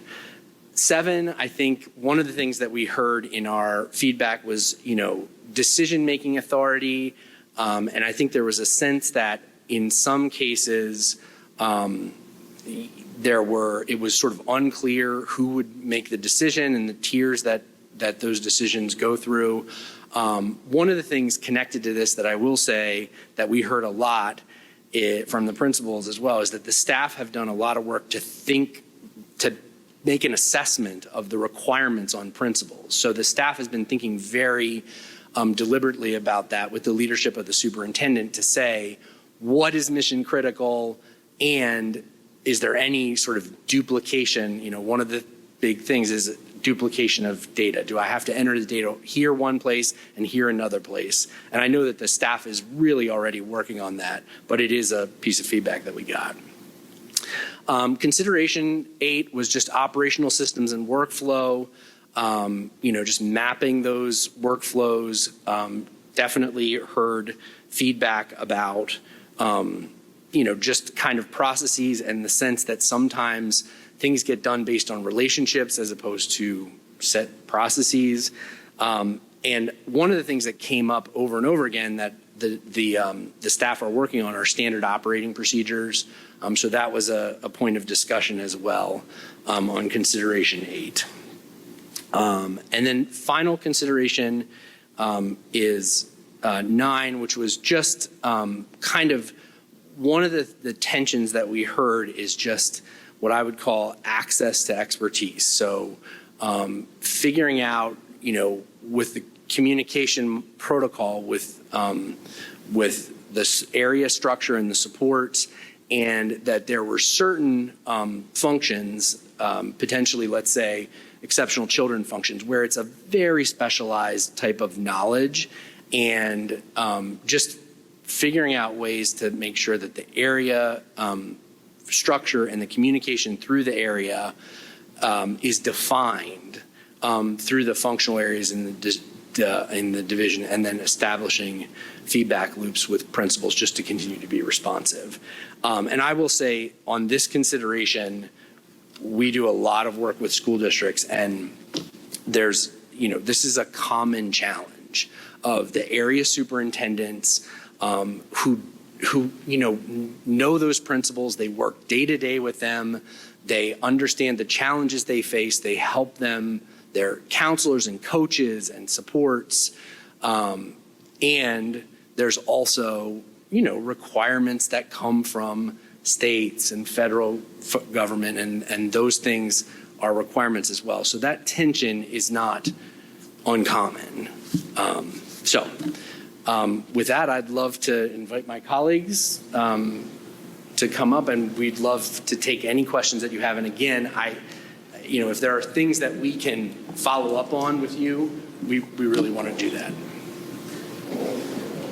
All right, thank you so much. This was very informative and just a lot of great information. You were very thorough and it's well researched. We do have several questions. We'll start with Mr. Iyasu.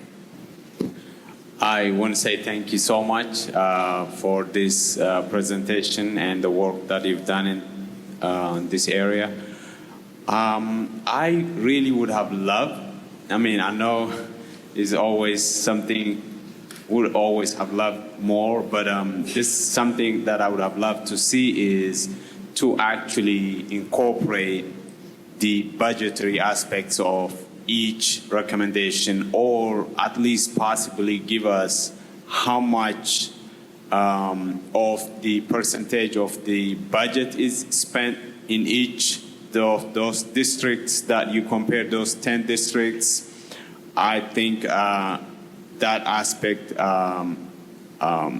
possibly could be integrated in our future work, but I really would have loved to see that quantified and actually given with that, because these are great recommendations, but I really can't process in my mind what the budgetary impact. I know there's going to be some saving, but how much is it going to be? Is it going to be just, a drop in the bucket, or is it going to be something substantial? So that's something I really wish I would have loved to see. But that's more of a comment. But if you want to answer, if you have more information or resources, that can accompany this presentation, I would love to see that as well. Thank you. Yes, it's definitely something that we have talked about. We didn't include it in the scope of this, in part because it is definitely a next step that it seems really important, but it also, we wanted to focus more on, kind of the components of operation, but we have definitely had conversations with. Could you get closer to the microphone, please? I'm sorry. Thank you. We've definitely had conversations with leadership, understanding that would be the budgetary implications of any of this stuff, especially as it gets closer to thinking about real proposed changes. Those would be communicated by us or by the staff. Okay, thank you. Mr. DaCosta? Thank you so much. And thank you all so much for, that long report. Still got time to go through it. But from the historical context, I know since 2013, we did a large reduction in staff based upon something similar to what the board is, speaking about now, right? We have a lot of staff, right, with the notes. But then throughout the years go by, then we have questions or more concerns about workload capacity, right? So then when it was a workload capacity, then the next superintendent started to fill those positions so that it will alleviate some of the pressure and the pain. But then after that, it was salary. So then the next superintendent after that, what they did? Right. They increased salaries. Right. So everything started to actually increase.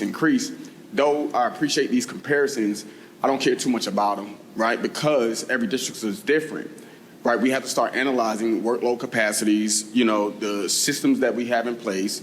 The DeKalb County School District has been operating on antiquated systems. I don't know where we are now, but, antiquated systems. And I know that we're putting in place some AI metrics to be able to offset some of these human costs, right, to help with these things. So based upon this report, I think I wanted to see Dr. Sauce is more, analytical data, or I'll say, when you all spoke with the staff. Of course, the staff ain't gonna tell y'all that we don't need these folks, because these staff is gonna be able to help support, them. But if we are, paying, we got 15, different chiefs, we're paying very well, we got deputies, we just need to raise our expectations, of these chiefs. Because at the end of the day, and I can only compare to, APS because I'm kind of familiarized with how their system is. They have less people, but operating more effective and efficiently than we have more people, and we're still not doing well with academic success or student success, right? So the comparison between higher central staff, student success is going down or is remaining neutral. I think I really want to see more that, specifies how the DeKalb County School District is actually operating. And like Mr. Yasu stated, the cost associations to these things, right? No shade on no different departments, but we've developed deputies, for different divisions, right, to be able to, help the chiefs out. But then what is the chiefs doing versus what the deputies are doing? Like some type of, comparison of what these things are doing and happening. And then again, based upon the preference of an individual superintendent, right, and their ideas. Like we got the equity and opportunity access that was based upon the superintendent's creation and ideas, the community, CSIP, or whatever you want to call it. It was based upon these things and ideas. So how is we as a board, right, will help support the superintendent with their visions, goals, and ideas, will continue to compress, without, expanding the organizational chart, right? So I think that's what I'm really a little bit more interested in. And I don't know if I read page 1002, and you might have talked about it, but that's just where my mindset is going. So, but thank you all so much for the work that you all are putting in, what you all have actually put it in to give as a guidance, right? This is just a guidance to let us know where we are, right? Okay, I appreciate it. All right, thank you, Mr. DaCosta. Mr. Ziffer? couple things. So first of all, thank you for this presentation. I was actually excited about the presentation. It made a lot of sense to me. I have been in large companies on and off for my career, and so I get that large organizations are complicated. And Dr. Sauce, I would almost say sometimes your job is not necessarily about being an educator anymore. Your job is about running a large organization and trying to. Your output is student success, and so how do you run that organization with that goal in mind? And so that's a huge organizational issue, and it's complicated. I do have one request. You did mention inside the presentation that the operations division is the largest division with FTEs per 1,000. I didn't see a like one of your charts, like you have a chart on page 9 and a chart on page 11. It would be nice to see a chart like that for operations, so we can compare operations against other districts, just as a request. And then I don't know how you answer this one, and maybe it's really hard to answer, but I want to give Dr. Belcher as an example. So if Dr. Belcher decides that he does not want to outsource first level IT support, and so he actually hires his first level IT support, and so there are FTEs inside of our system. But Fulton County outsources their first level IT support, and so they have a separate division that does that, and it's a separate company. How do you differentiate between contractors and FTEs inside this? Because like me personally, like Mr. Stallings is going to hopefully build like a capital organization within DeKalb County right now, and that's going to increase our headcount. That's also going to make us more effective because we have in-house resources with the expertise versus like in Dr. Belcher's example, like Fulton County, I'm just making this up, but like Fulton County outsourcing their IT support. So how did you kind of put that in here? So it's one of the caveats we put at the beginning.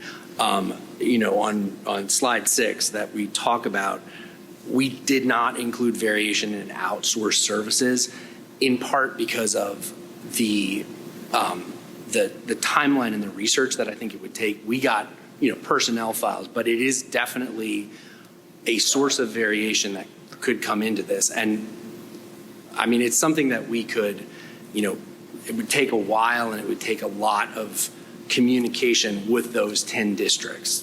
But it's not something that we potentially couldn't do. It just would be a different thing than a public records request for a personnel file. Right. So to Mr. DaCosta's point, there is something, maybe we are bigger per 1,000, but maybe we are insourcing some of our people versus outsourcing. And so it might take a deeper dive to actually figure that one out.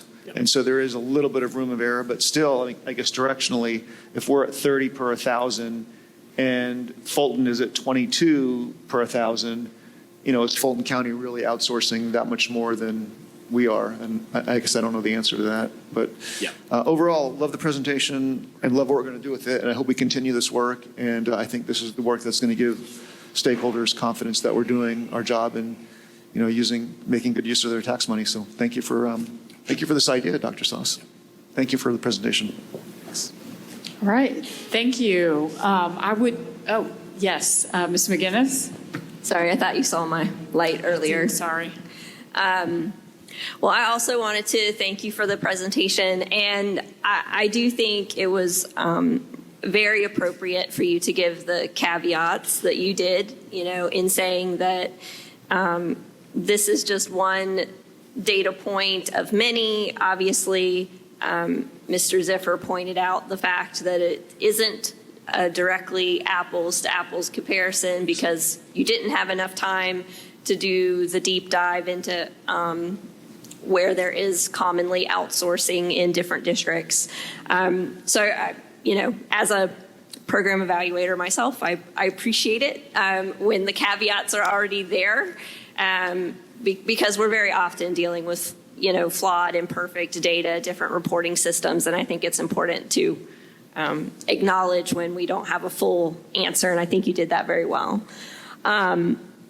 So I did want to make a clarification, and you kind of alluded to it, but it dovetails into the first question I'm going to ask. And, that is just clarifying that central office positions and administrative positions are not one and the same. Yes. That in most school districts, you're going to have certain positions, bus drivers, custodians, school psychologists, that because they serve multiple schools, it's not practical to code them at the schools that are serving, and so they're coded to the central office. 100%. So I did want to say that because I wanted to ask you a question. You didn't make this distinction in the presentation today, but in the full report, you made the distinction between like the chiefs, the managers, and the individual contributors, which are kind of more of our, direct service providing student and school facing positions. And you noted that even though our district is above average in terms of how many central office positions we have, that we were pretty much average, on par with the other districts you looked at in terms of the ratio of the manager type positions to the individual contributor type positions. And there were some caveats in there about how it's not all, apples to apples. This may have been beyond the scope of your work because you were looking at our central office. But I guess, using that data point that we're not necessarily manager heavy, even though we are central office heavy, looking at that and then also looking at the fact that our per pupil spending, again, was higher than the comparison districts. And we know that in a school district, staff, that's just your number one expense, period. Right. I'm wondering if we are just staff heavy, all up and down the chain, and that the central office heaviness is indicative of the fact that we are just staff heavy as a district. And I didn't know, again, that might have been beyond the scope of your work, but I was curious if you had any insights to give there.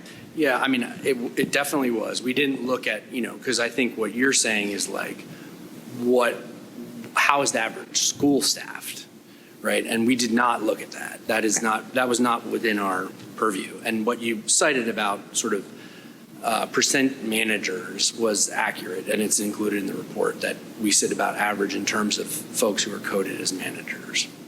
So I suppose, if we're making notes of future possible, rabbit holes to go a little further down, that would be a question I would have. Yep. Is it just the central office where we seem to be a little heavy in staffing, or is it across the board? And so the next question, well, actually, this next point is really not as much a question.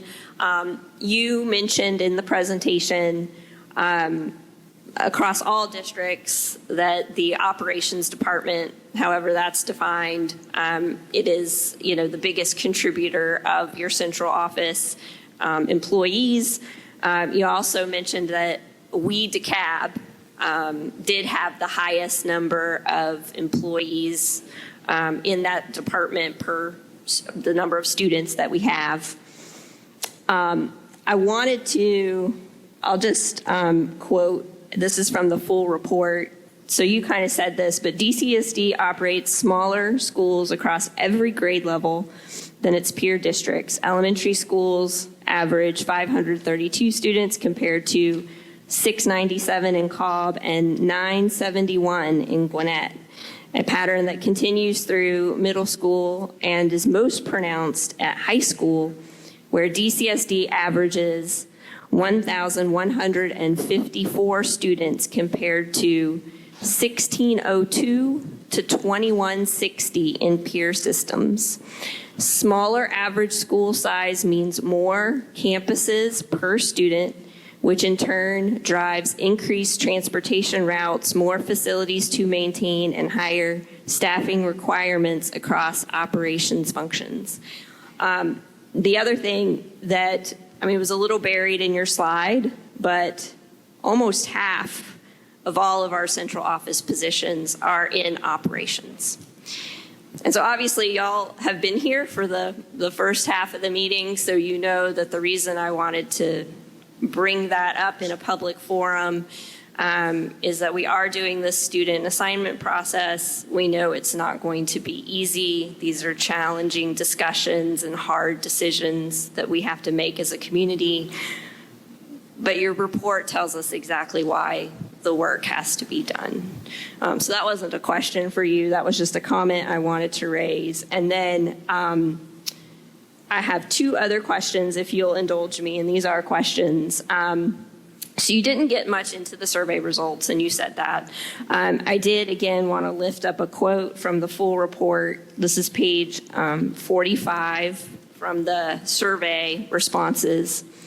Stakeholder perspectives indicate that the primary challenge is understanding how responsibilities connect across the organization. While participants generally understood their own roles and the purpose of their divisions, they consistently described uncertainty regarding ownership, decision-making authority, and accountability when work crossed divisional boundaries. These patterns suggest opportunities to strengthen organizational clarity and more clearly define ownership, governance, and decision rights. And so one of the questions I wanted to ask you, obviously as the board, we are responsible for setting policy for the district. I've been doing a little research on my own the last couple weeks, and our average district policy is 12 years old.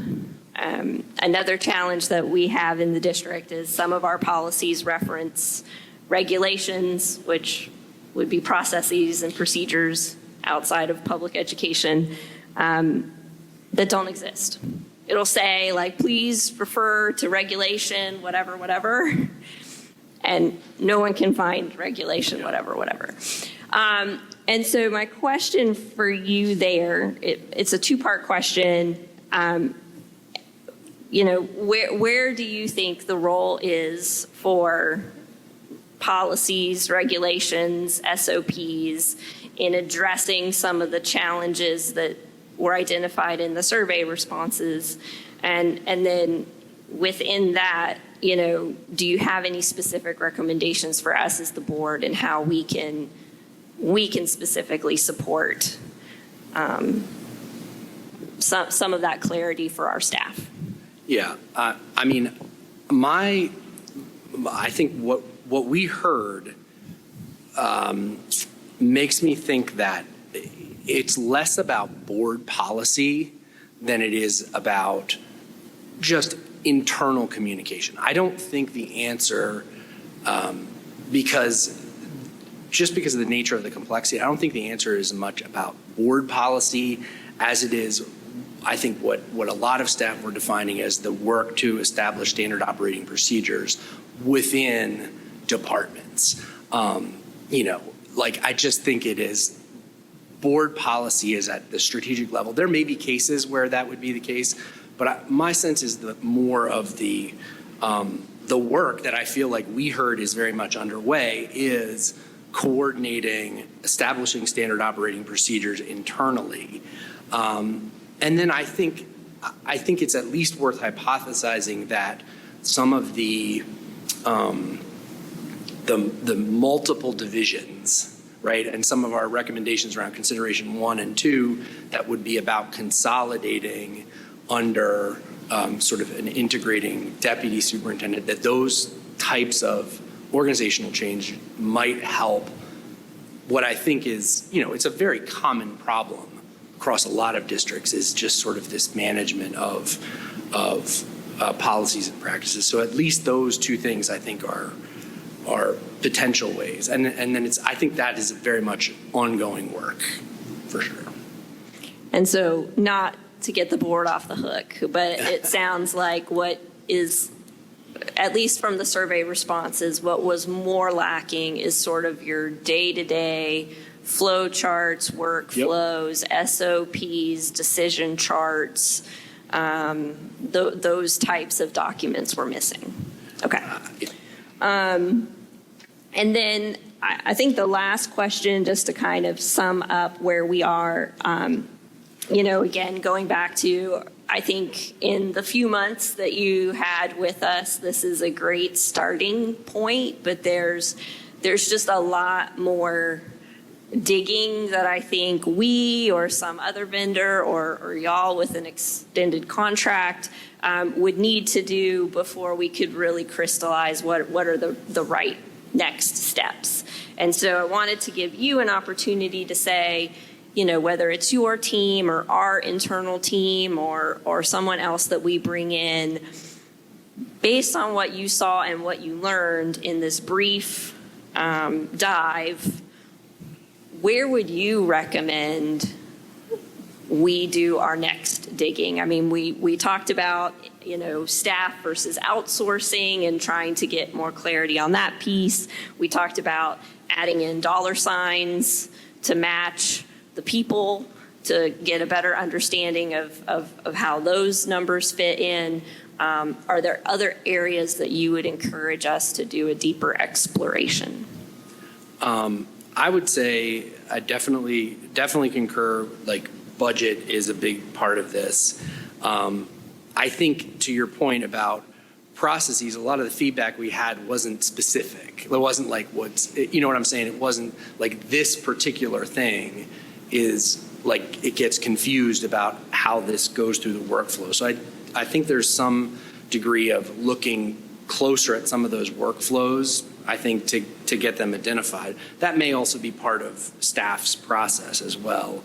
I would say one other thing that I know is a priority in HR is looking at job descriptions and just sort of thinking through those. And I know that is something that is currently happening as well. Excellent. Thank you. Yep. Thank you. Dr. Hogan? Yes, just a couple of questions or really a comment. So thank you for that report. I did read the full report, and I guess more so I have a comment. Since we are actually going through the student assignment project, how I see it and my personal belief is that, the central office is to support schools, point blank in the period.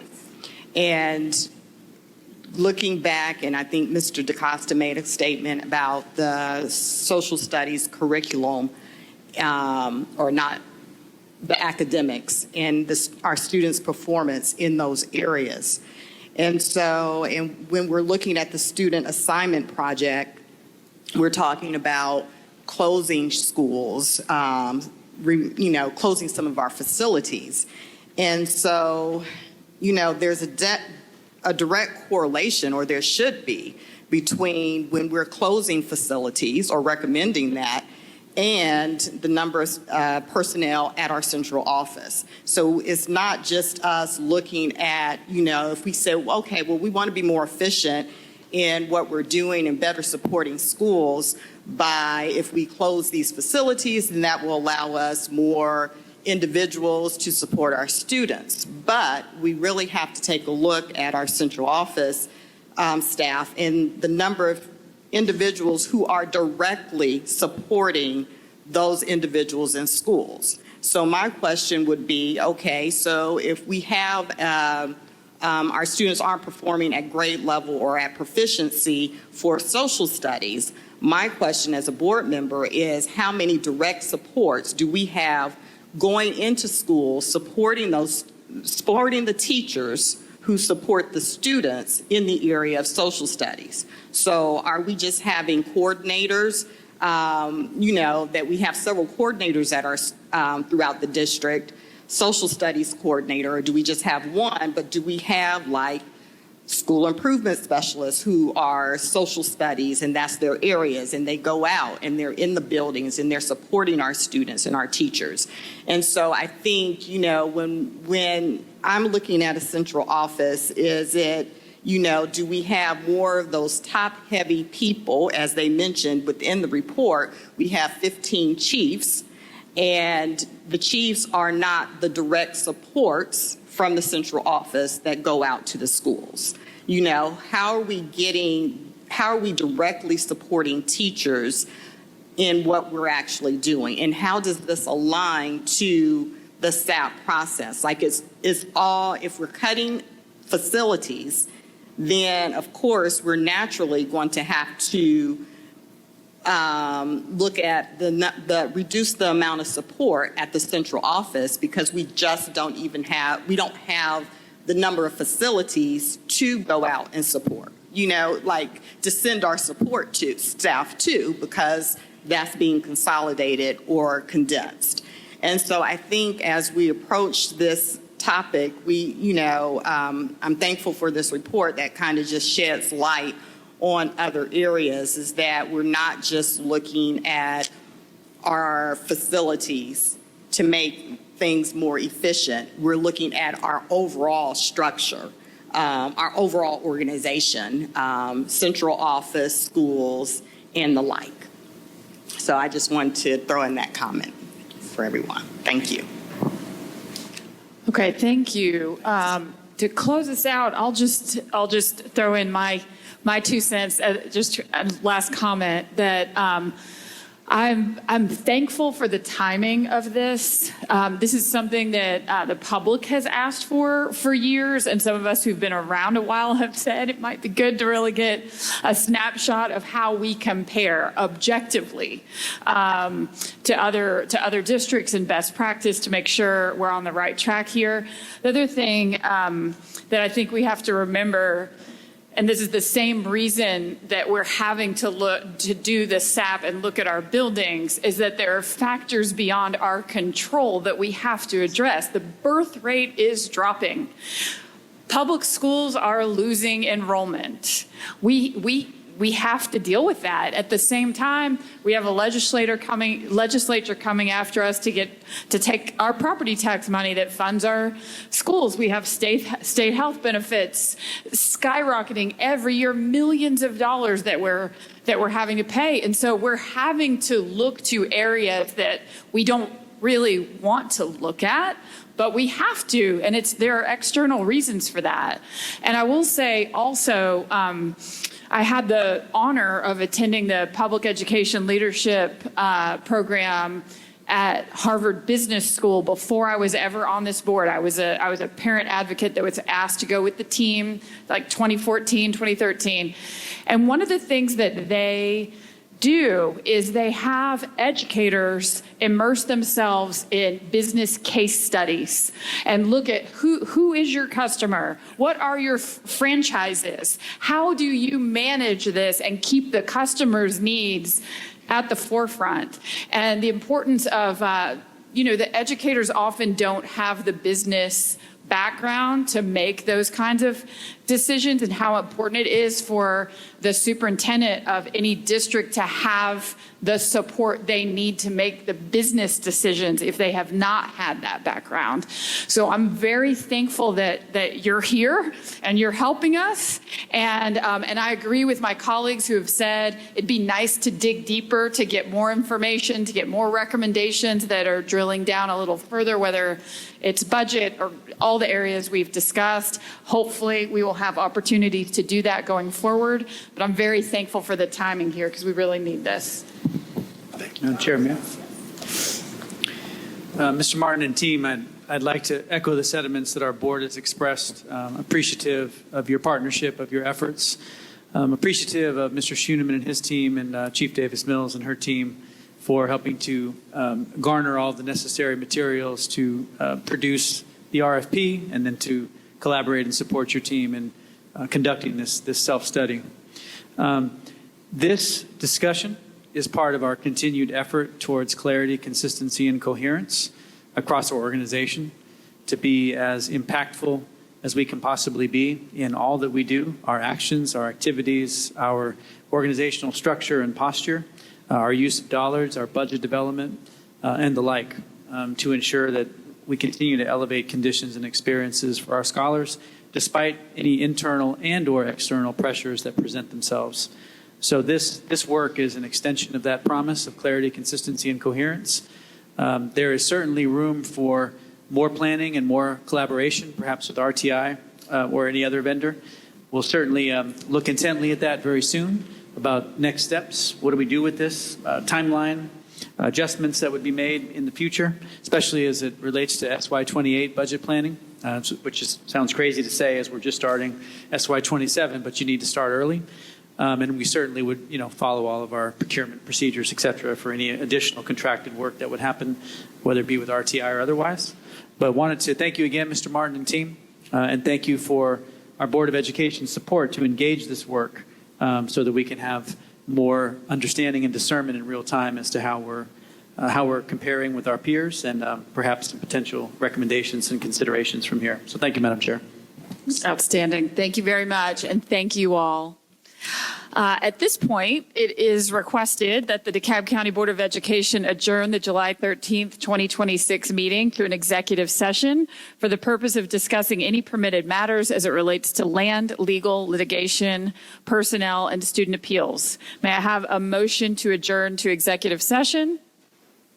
McGinnis, second Hogan, all in favor? We've got 7. All right. The motion passes 7-0. We are now adjourned to executive session. Thank you.